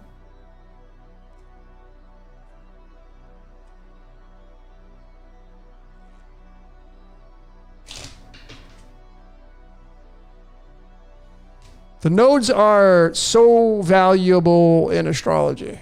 But remember, it's not just those, it's all 12 zodiac signs. You are all 12. I'll just gently remind you that. When somebody says, what's your astrology sign? I'm all 12.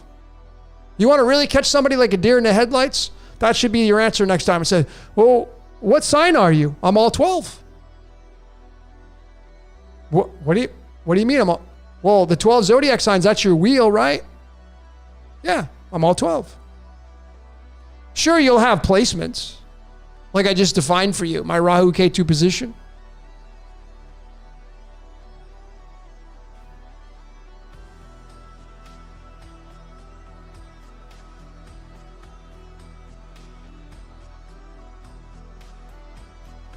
Oh, so Revilo is asking the question, if I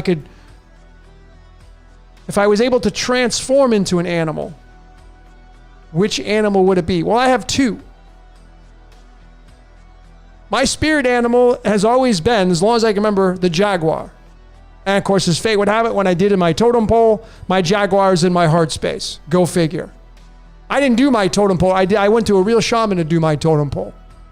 Patrick up in Ojai, California. If you ever get to go to Ojai, California, if you're in Los Angeles, man, head up to Ojai, California, head to Nutmeg's Ojai house, and there's a guy named Patrick. Beautiful man. He's a real Cherokee shaman. He's how I learned how to do the totem pole. He did mine in real time, and I ended up pulling my Jaguar card in my heart position. It's my spirit animal, always has, as long as I can remember picking one. And I picked it from my heart space. And then the other one would be a bird, like maybe an eagle or a falcon, because I love being able to fly. Those would be my two.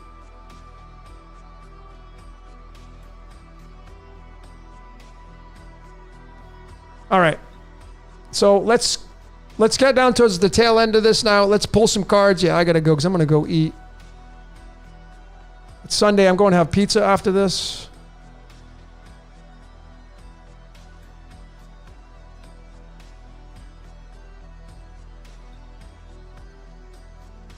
Thanks, Stephen, for putting up the website, Nutmeg's Ojai House. If you can find Patrick, if you're in LA and you can, oh yeah, so I have one more announcement to make. Here, let me take a sip of water.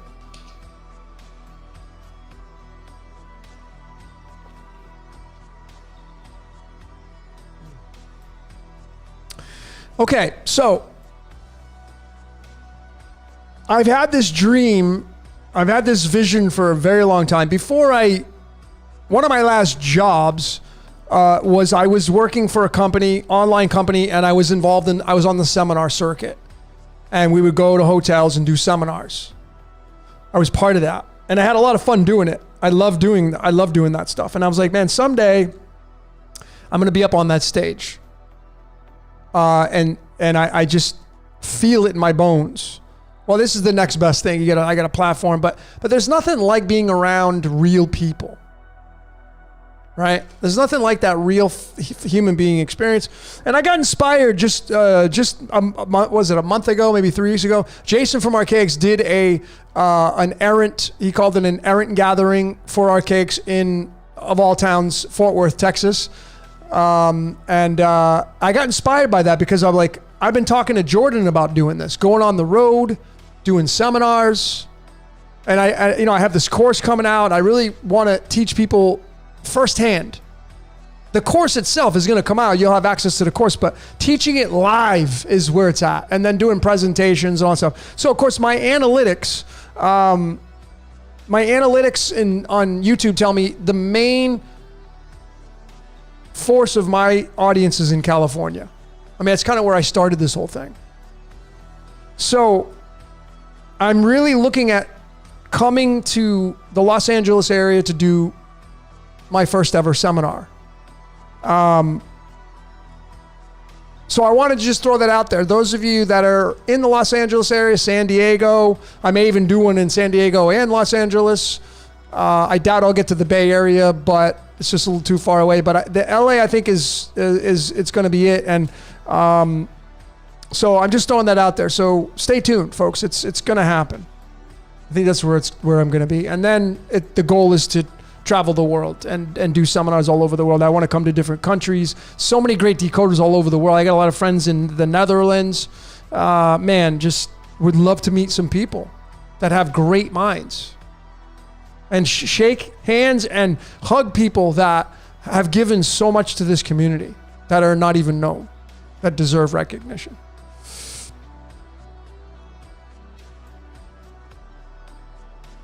Okay. I would love to come to Australia. One of my best friends is from Melbourne.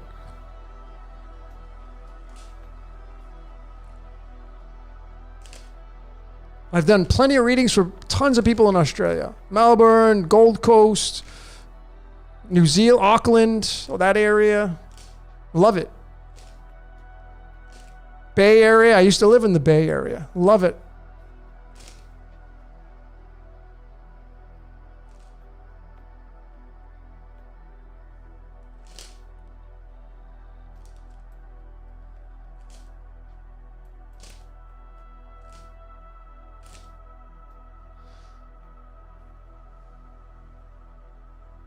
So Artist Seer is talking about Chinese astrology. Would love to share.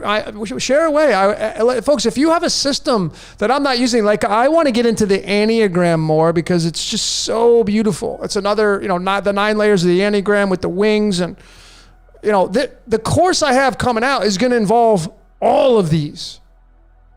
Enneagram, personality type, numerology, astrology, both Western, Chinese, Vedic. Cards of illumination, tarot, all the way down to decoding where you were born, the latitude, all these little nuggets that I've given over all these years. I'm going to include as many as I can in this upcoming course. And I'm hoping, I know that you as an observer, as a supporter of this, you want to decode yourself to the deepest levels. I'm going to give you the tools to do that. But I'm hoping if you have children, really this is for the kids. I'm hoping that you will decode your children. And you will encourage those kids that are, especially to have some prominent occult energy in their chart. Scorpio rising, a lot of Scorpio energy, especially heavily prone to the occult. Sagittarius. Some of these signs are more prone to the occult than others. They're going to naturally gravitate towards it. And I really am making this course for the future generations to come.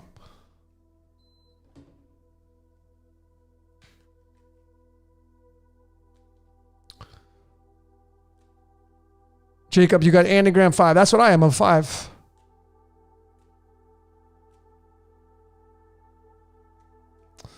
All right. All right, so let's get to the tail end of this now. We're going to do the collective card pull. I'm going to pull some cards. Let's see exactly what the universe, what the supernatural wants to say about all this stuff. And, you know, the past month or two, as I've been doing these, it's been pretty crystal clear. And I think I can tell all of you that the message, the message that has been coming down the pike for all of us is that it seems that we're getting a DNA upgrade. Would that incorporate everybody? I could answer that. But the cards, especially last time I did it, there were some heavy moon cards in there. Which, you know, again, whether the moon's real or fake or a hologram, or it's real because in astrology it's been used to talk about and the magic's been instituted and now it's real. Just like Jesus Christ. Was Jesus real? I don't know. No one could ever factually say yes. But the idea makes it real. The idea of the Christ makes it real. That's all that matters, is someone has an idea and they institute it into the world, self-fulfilling prophecy, and just like that, abracadabra, you have instantly and automatically achieved an idea onto the world stage. So the last few times I've done this, it's been a lot of like DNA activation upgrades. I feel like I see a lot of it. I'm getting the readings I'm doing for people now. Man, some of you are just, woo. Like, I can't wait to see what you do in 6 months, a year, 2 years from now. Some of you have some pretty damn prolific code. And if you're willing to wash away all the crap that you were programmed with as a child growing up, a lot of that stuff is just all nonsensical programming, so to speak. Not in the sense that it didn't serve a purpose, but it doesn't serve a purpose now. If you're going to get a DNA activation upgrade, ladies and gentlemen, that means that something must be released.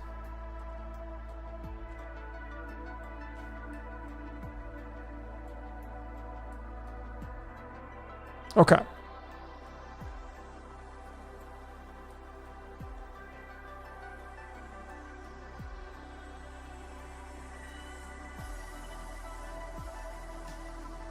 What's up, Gus? We got the Bay Area in the house. Oh, just like that, I just pulled the pulse of light. This card right here is the pulse of, this is the spark of the divine. Card 45, tied to rhodium, tied to mind control, but this is the spark of the divine. Really interesting to start this thing off. Jacobs, how far am I booked out for consultations? You mean for readings? June. I don't have anything left in May. I have limited space in June, and I don't even know how much more I'm going to be doing reading. I'm not trying to give scarcity here, but I'm just saying is like the whole point of the course that I have coming out is I want to free up a lot of my time to move on to different projects. I'll probably always do readings occasionally here and there because I love doing them. They're so much fun. It's really awesome to see superstars. But the whole point of the course is to reach more people, give to people that some people, this is not in their budget. So to give people the affordability to actually decode themselves, a lot of people want to, and they just can't swing the budget. I get it. So that was the idea. I'm like, how do I bridge the gap? Come out with something affordable where mostly anybody can swing it on a budget. And that's what I'm coming out with.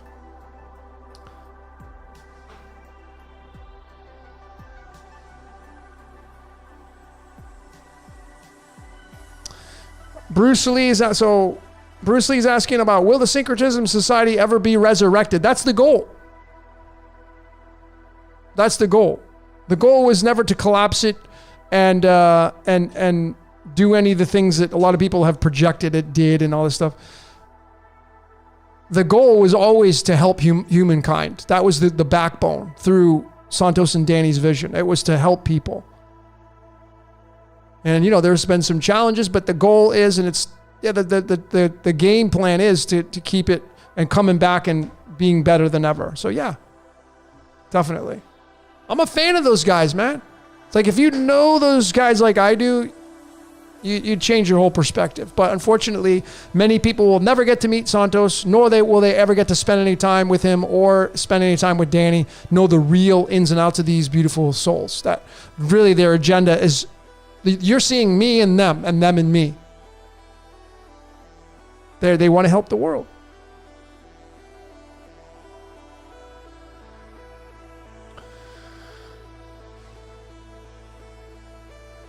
All right, so let's get into some of the cards. Let's see what the cards have to say. I'm gonna pull these random. At the bottom of the deck, we have the Ace of Hearts, the Ace of Cups. The very beginning, this is the card of Atom. I just shuffled them.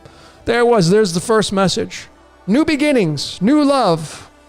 When you have this card come up in your Cards of Illumination chart, it means something new, some new love coming into your life. So at the bottom of the deck, that's what we have here. And I'm just going to pull from the middle of the deck in real time. I'm just going to show you, just authentic, grab the middle as best as I can. It wasn't even the middle, but... And then we get the... Wow, so we have two aces right off the bat.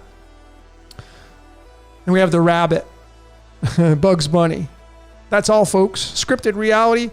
This is card number 14, representing time. This is representing Hollywood, the magic stick, abracadabra. So we literally have... Right off the bat, what's to come right here? Well, I see some new beginnings coming in here. You have new beginnings of the Ace of Hearts, which is, I'm going to suggest an exercise for all of you here, because this is a collective. But you take the energy of the collective and then you move it towards an individualistic effort. So I'm going to suggest to each and every one of you, as you move into your Monday tomorrow, maybe you can do it now, but I would contemplate all this information. When you move into your Monday, consciously wake up and say, what's moving towards me that I can fall in love with? What's moving towards me that I can really take and start to create something new? This means Atom, the beginning. This is the card of the atom. The atom, the nucleus. And then we just pulled the middle of the deck, which is time, creating something in time. This is the abracadabra card. Let me just show you really quickly. This Ace of Clubs in the tarot, to get the picture, is this. It's the magic wand. Clubs means wands. This is the Hollywood.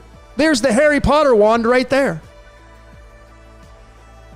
So this is clearly right off the bat with a bang. It's something new coming in. So individually, because this is collective, individually the energy is coming through as me through the catalyst here, telling you tomorrow look for something new to bring into your reality, and you create it through abracadabra. What is it you want to create?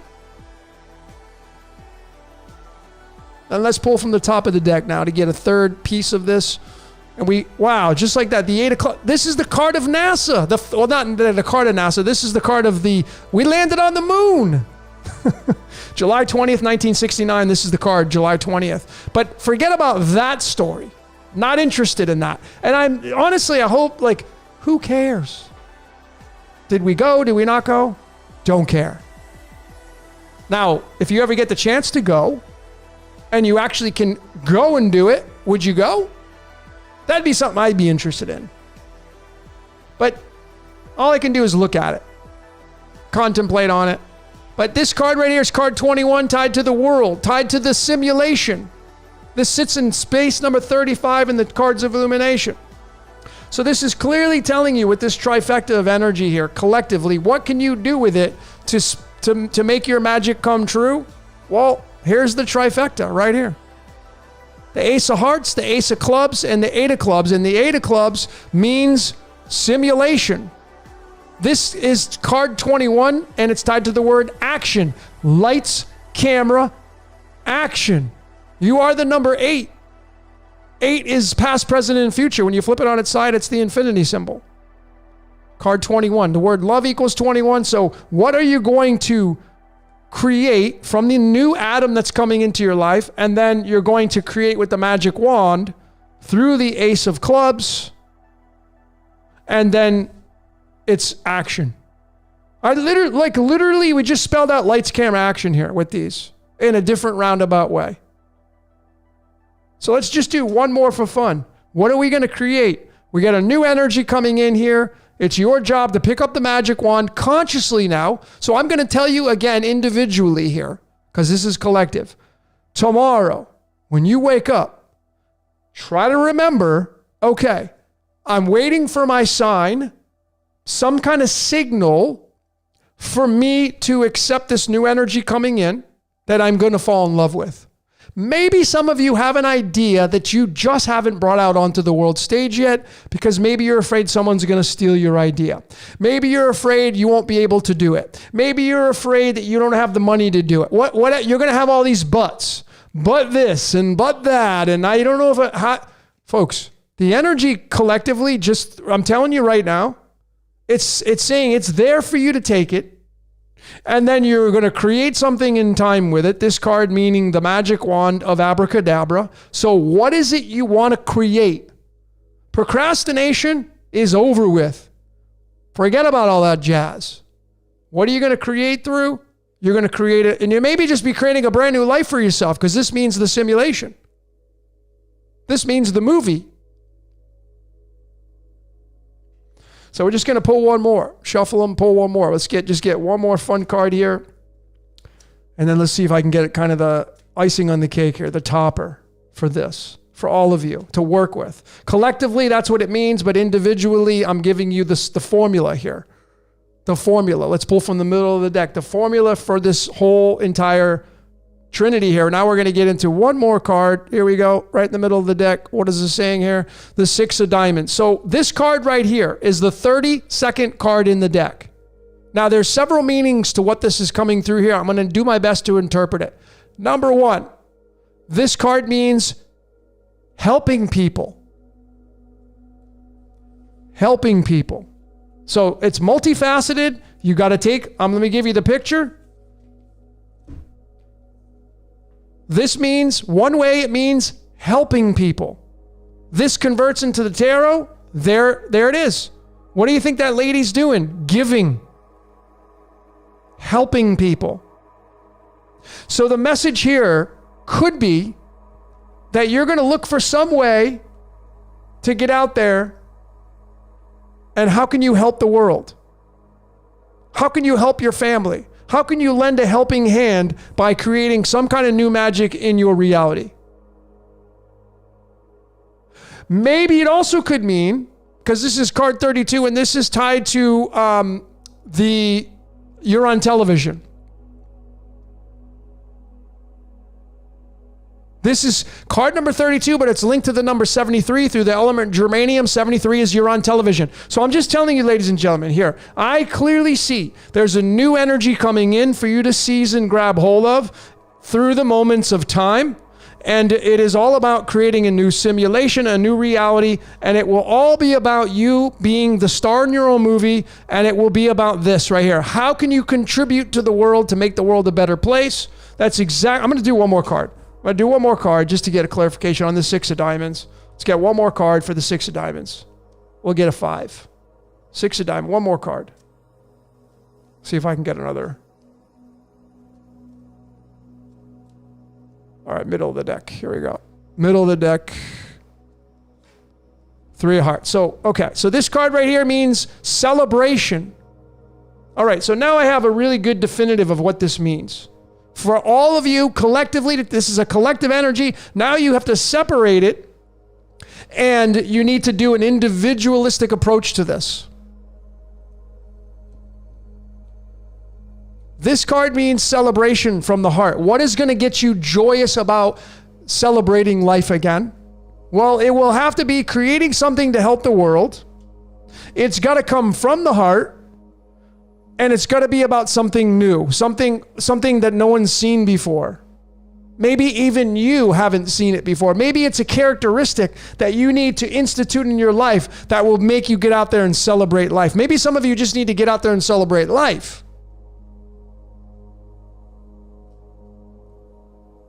Actually, I'm going to do one more. I'm going to do 6. 6 is the last day of creation. Through that, I'm going to do one more card. One more card. And then I'm going to give you my overall perspective. We're going to end this transmission. Thanks everybody for joining in. I appreciate each and every one of you. One last card for this. From the supernatural. 3 of hearts. Celebration. 3 is creativity. So you got to create from the heart. We're going to get right from the middle of the deck again. Here we go. Last card. Card number 6. 5 of hearts. So it's going to involve a lot of activity. This also indicates, ladies and gentlemen, it's time to move away from the things you lost.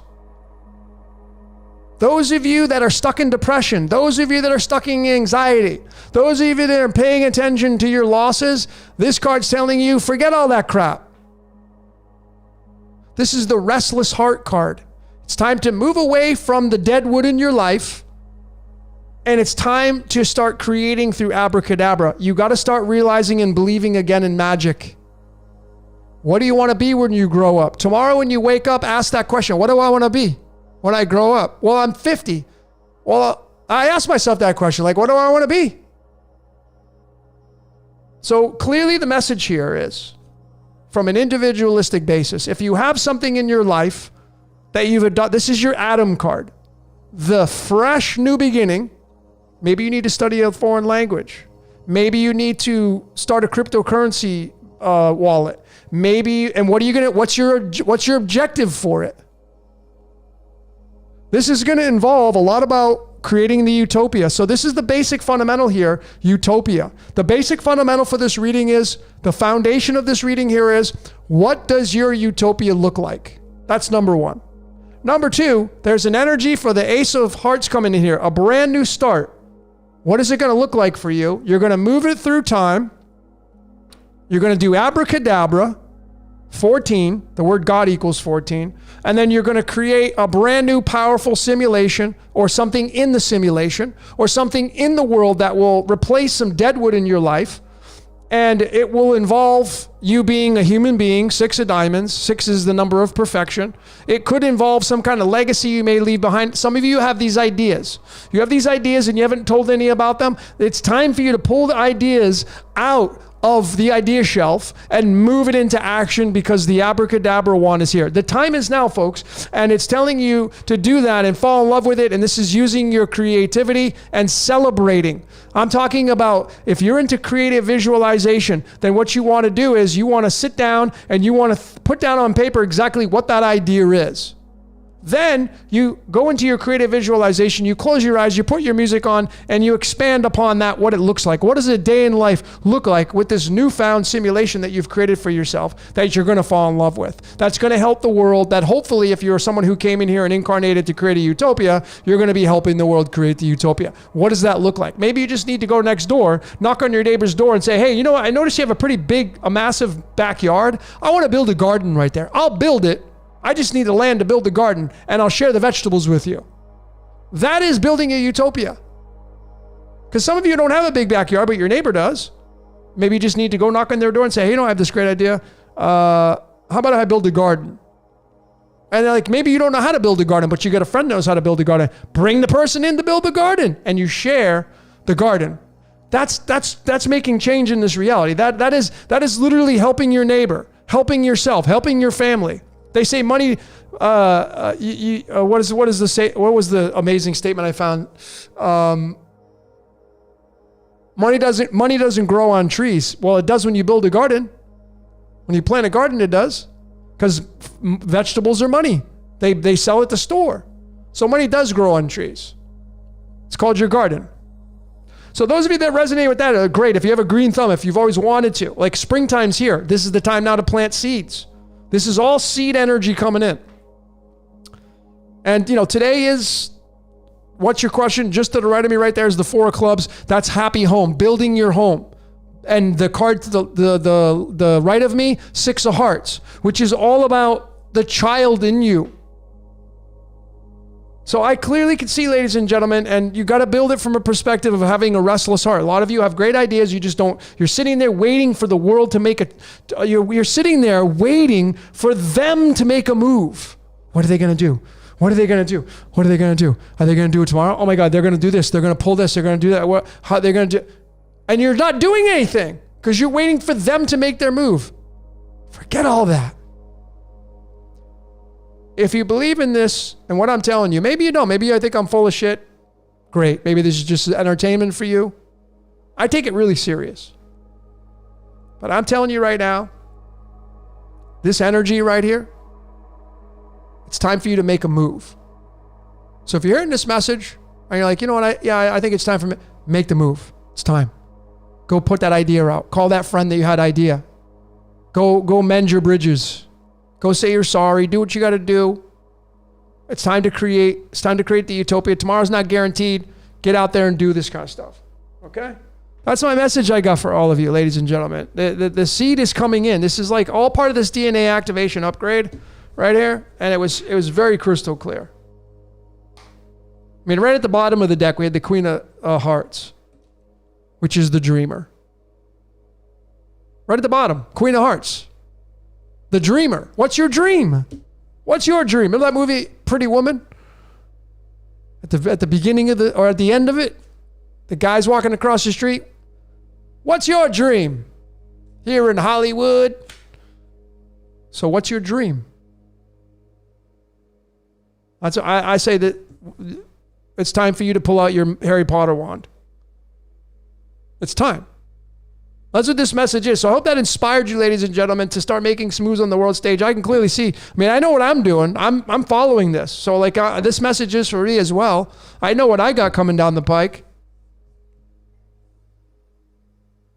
A lot of you have some amazing ideas, but you're not doing them because you're afraid that it's not going to be good enough.